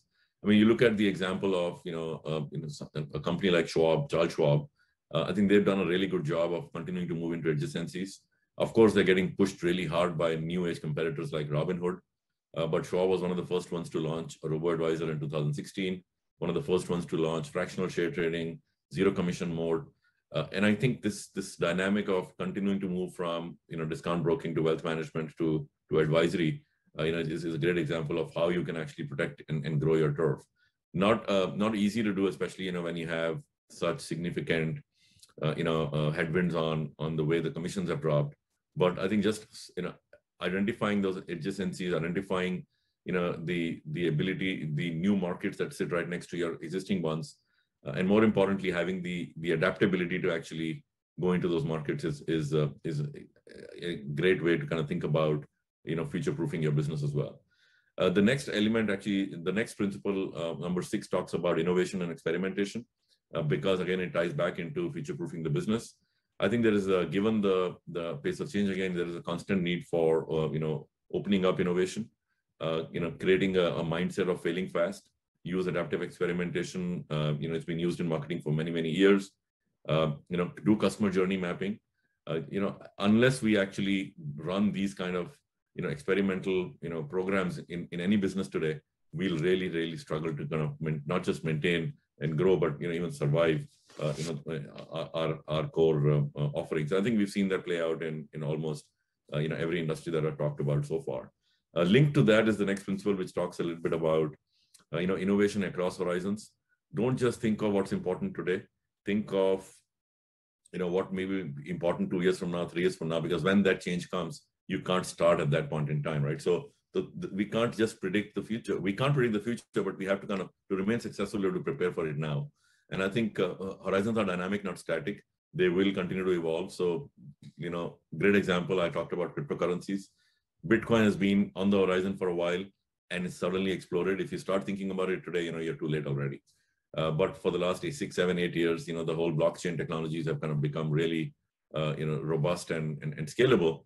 A great example, in the looking outward, at least in the technology side, is something like quantum computing. I think, again, a lot of investment has gone in over the last 5, 7 years. Now it's starting to kind of become a little bit more mainstream. But before we know it, it'll actually become, everyday, applications will actually run on quantum. So I think a lot of thinking across horizons has to be done across timelines, so we can actually build a portfolio of services and initiatives that actually, again, help us, future-proof the business, because we're talking about identifying new opportunities as well. M&A is a great, example, great way to do it. Moonshot Factory, the Google project is a great example of how you can run, these initiatives across horizons as well. And the next principle, final principle, actually talks about how do you actually get this done? How do you think about, deploying this in your organization architecture? And how do you think of yourself, as in an ecosystem of players? Because almost the entire world is getting network orchestrated today, right? You're no longer, in your industry, you're linked to many other industries. Open banking is a great example. The payments world got disrupted very rapidly because innovation came from outside of the industry. So how do you think of yourself as, a part of a network? I think Uber has shown us the power of network orchestration. Think about, even a company like FedEx, it was in the business of moving packages from point A to point B, either overnight or over 3 days. And now suddenly it sees itself as a platform for logistics, right? So it's really, creating a network that logistics, users can use shippers. You can make decisions on inventory based on that network. You can get intelligence from that network and so on. So I think it's an interesting shift away from looking at every business as a network orchestration. So those are the principles that we highlighted in the book. Really good number of examples. Every principle has at least 2 or 3, and in many cases sometimes even more stories of companies that are using those principles. And I think the idea isn't just to use these principles individually. They obviously go well together, but you don't have to kind of think about starting with all 8. Foundational ones are really around mental models and around customer engagement. So I'll take a pause here. Happy to take a couple of questions if you have the time. Pleasure having you. Thanks for going through the book. Parts of it were very interesting. A Caltech trained astrophysicist, successful 3-time serial entrepreneur, and a pioneer in decentralized technology and online globalization strategy. Jordan Woods is passionate about science and technology, sustainability, renewable energy, and the pursuit of innovation to create a better world. He is a founding partner at Star Chain Ventures, a Silicon Valley-based venture studio focused on solving significant global challenges with advanced technologies. He had raised $48 million funding for his ventures from top investors and generated millions of dollars in revenue and expanded startups nationally and internationally. Jordan is an expert in enterprise blockchain, fundraising, startup acceleration, and global entrepreneurship. He's on the advisory board of the World Business Angels Investment Forum, Smart Cities Economic Development Commission, and multiple US and international startups in fintech, healthcare, and sustainability. He has also been a guest speaker at Stanford University, Google, MIT, UC Berkeley, and leading blockchain and AI conferences in Silicon Valley. We also have with us Radhika Air, who is a leading speaker in blockchain, AI, IoT, personalized medicine, pharma supply chain, enterprise blockchain, blockchain security, privacy, and identity management. She is a TEDx speaker, Silicon Valley Woman of Influence, keynote speaker, author, and a serial entrepreneur. She is an advisory member for California Government Ops Blockchain Working Group and a board member at Silicon Valley. She was a keynote speaker at Stanford, Google, UC Berkeley, UCLA, and at major Silicon Valley and global conferences. She spearheaded multiple financial, healthcare, and power inclusion initiatives using blockchain technology in emerging markets. She advised governments and international accelerators in digital health, AI, ML, big data, predictive analytics, and mobile. She raised $100+ million for startups through international acceleration programs in EU and Latin America. She speaks 9 languages and has an extensive multicultural experience. She is a certified network engineer and holds an MBA from Chapman University. Jordan, Radhika, it's a pleasure to have you here. Over to you. Yeah, thanks, Shubhangini. Thanks, Shubhangini. Pleasure to be here with you. Are we on? Are we live? Yes. Oh, great. So I guess we'll do a little bit more, I guess, on the bio because maybe it was a slightly outdated bio. So I'll just say that for myself, in addition to the bio that you provided, I'm also on the advisory board for the World Business Angel Investment Forum in their USA country office. and a board member at Upward, which is a global network of executive women, and on the advisory board of two blockchain and healthcare focused initiatives, Partners in Digital Health Institute, as well as Blockchain in Healthcare Today, which is the first peer-reviewed journal focused on blockchain in healthcare. Definitely passionate about healthcare and emerging technology in general. As a serial entrepreneur and as an ecosystem builder, this is something that is always the moving into the next generation technology and next generation solutions.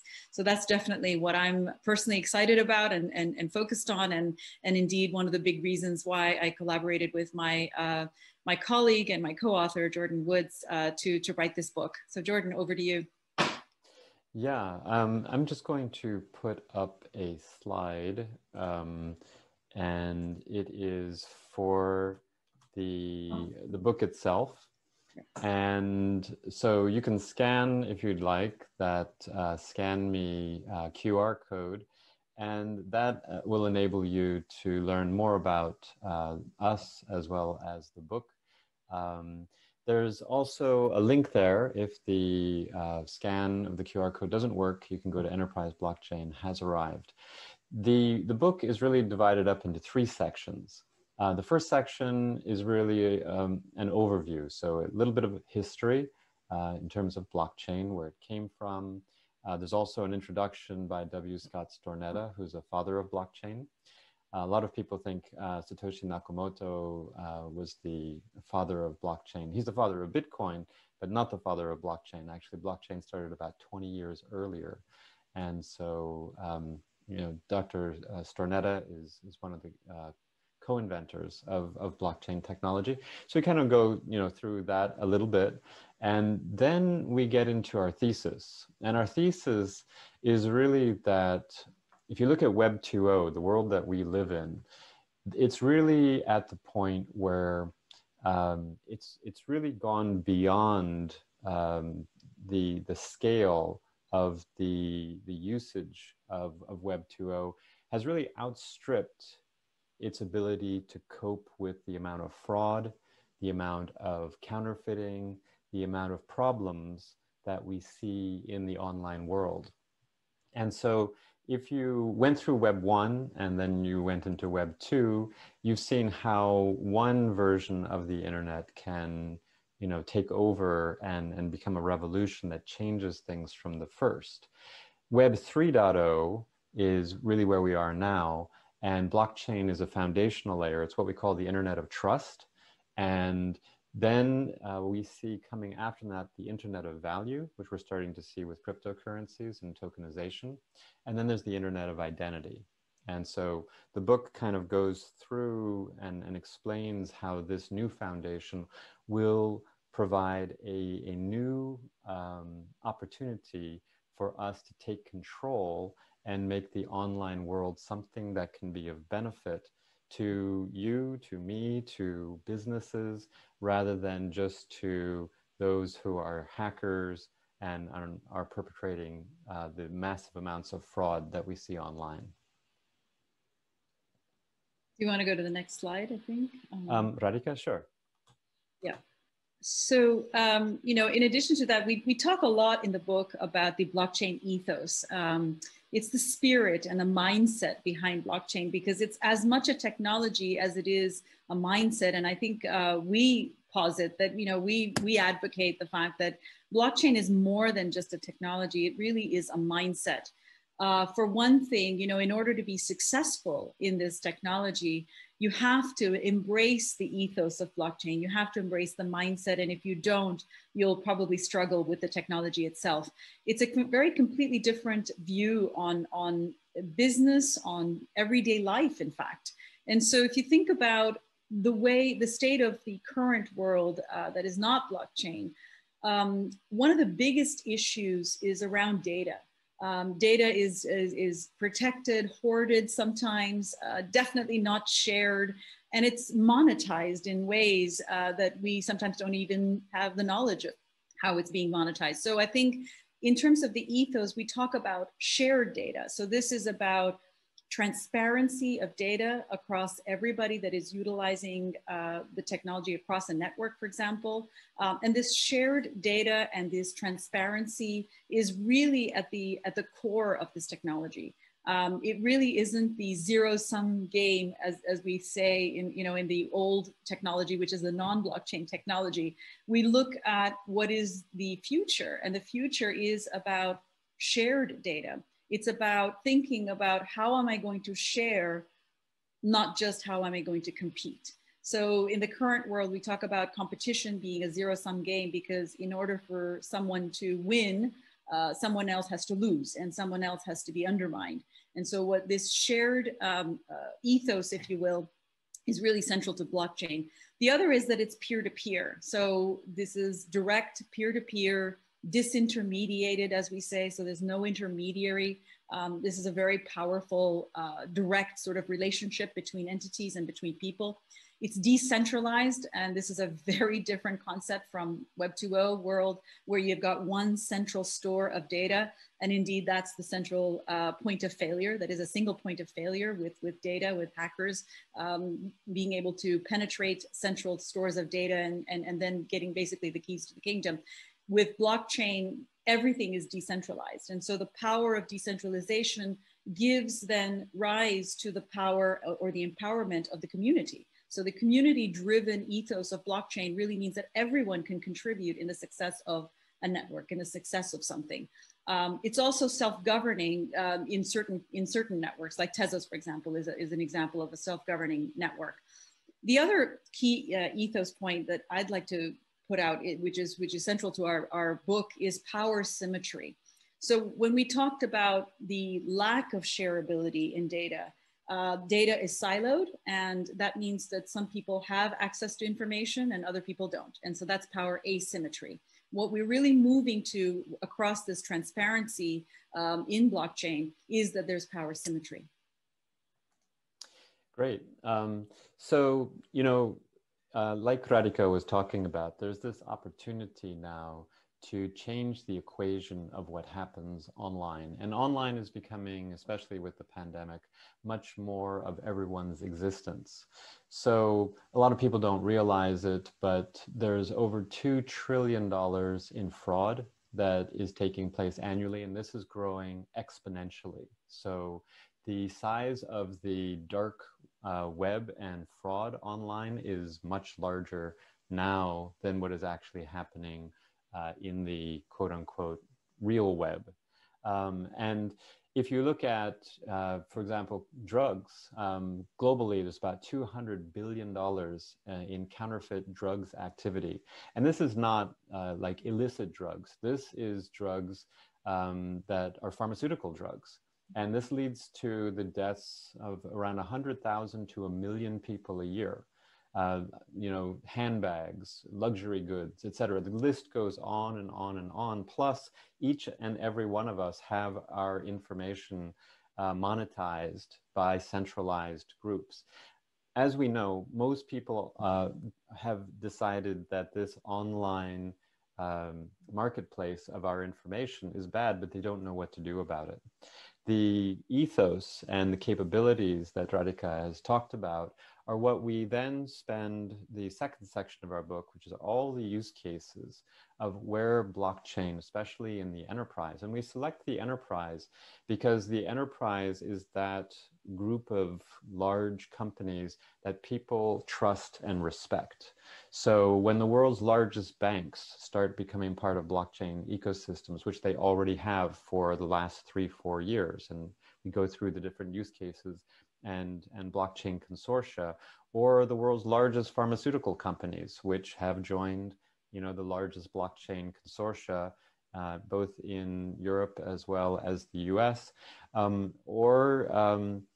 if you start looking at supply chains and you realize that the largest food suppliers, the largest grocery stores, all of these different groups have selected blockchain because they're tired of the huge amounts of losses and lack of transparency to information. But a lot of people don't realize that this is actually going on. And so we really spend the second part of our book going into all of these different consortia which exist and are functioning and operating, and you're probably buying food from a blockchain, you know, oriented consortium, because Albertsons and Kroger's and Walmart and all of the largest stores in the United States are actually using blockchain for getting the information and for their supply chain, because it reduces the friction within the supply chain. So, for example, if there is some kind of a some kind of food scare, this traceability to where did that food come from that led to the scare can be obtained within seconds rather than weeks. So that's just a quick example. The third section of our book, which goes into identity, Radhika, did you want to speak about that? Yeah, I'll talk quickly about that because I think we're quickly running out of time. But Yeah. The third section of our book is really the next frontier, which is the Internet of Identity.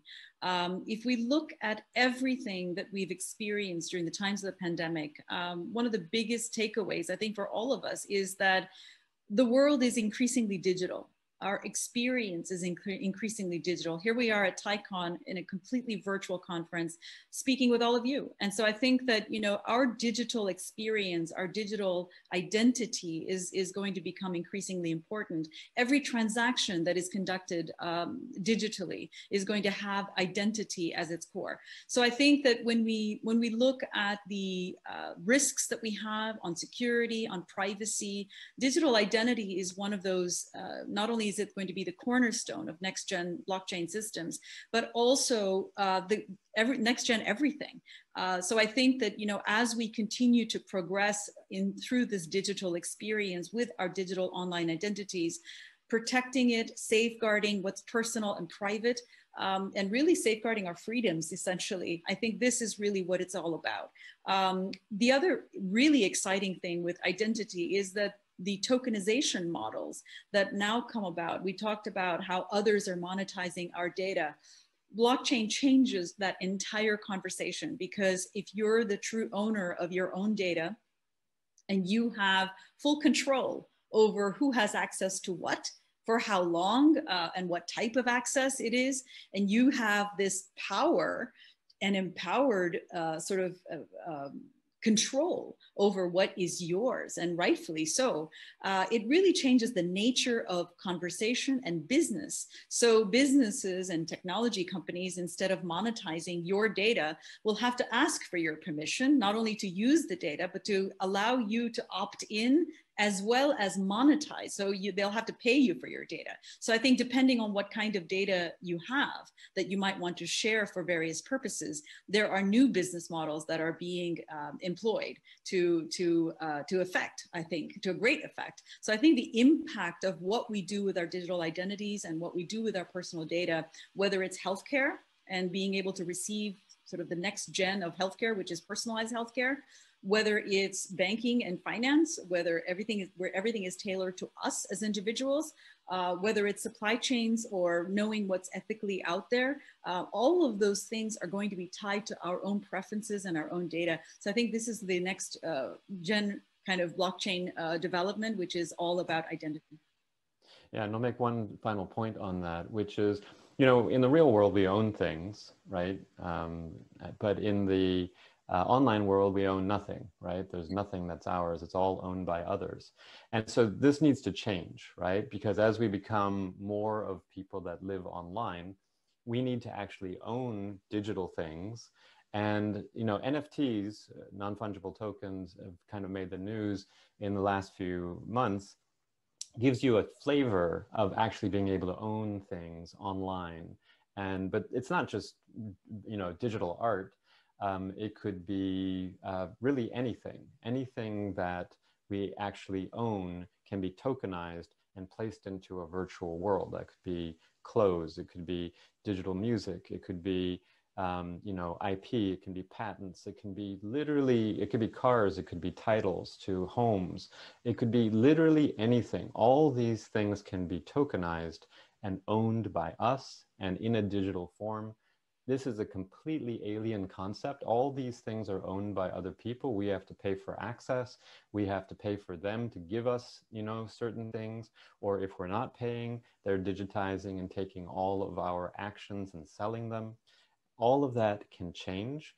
And this lack of symmetry in terms of certain groups making billions or trillions of dollars off of us and, you know, running the online world needs to change, where we actually can become part of this online world. And there's tremendous opportunities for entrepreneurs as the entire ecosystem is remade to be fairer and more democratized. And that's what blockchain can bring.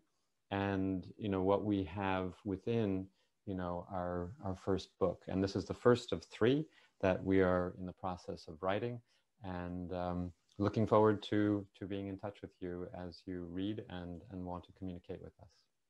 I hope all of you will join us on this journey of technology. And I think anybody that's interested in emerging technologies will have to take a look at this book, because you have to understand the power of what this technology brings and where we're moving towards. So hope you'll all join us on this journey. I hope everyone does too. You guys can join and meet the authors at the networking lounge. Thanks, Radhika and Jordan, for joining us today. It was a pleasure meeting you all and getting to know more about your book. It was such a delightful session with all the authors coming in and sharing the insights about their books today. I hope all of you have enjoyed the session. Head over to the networking lounge, join the authors on the Authors Corner roundtable if you wish to interact with any of the speakers today. I hope you have a great rest of your day and enjoy the other sessions at TiEcon 2021. Thank you.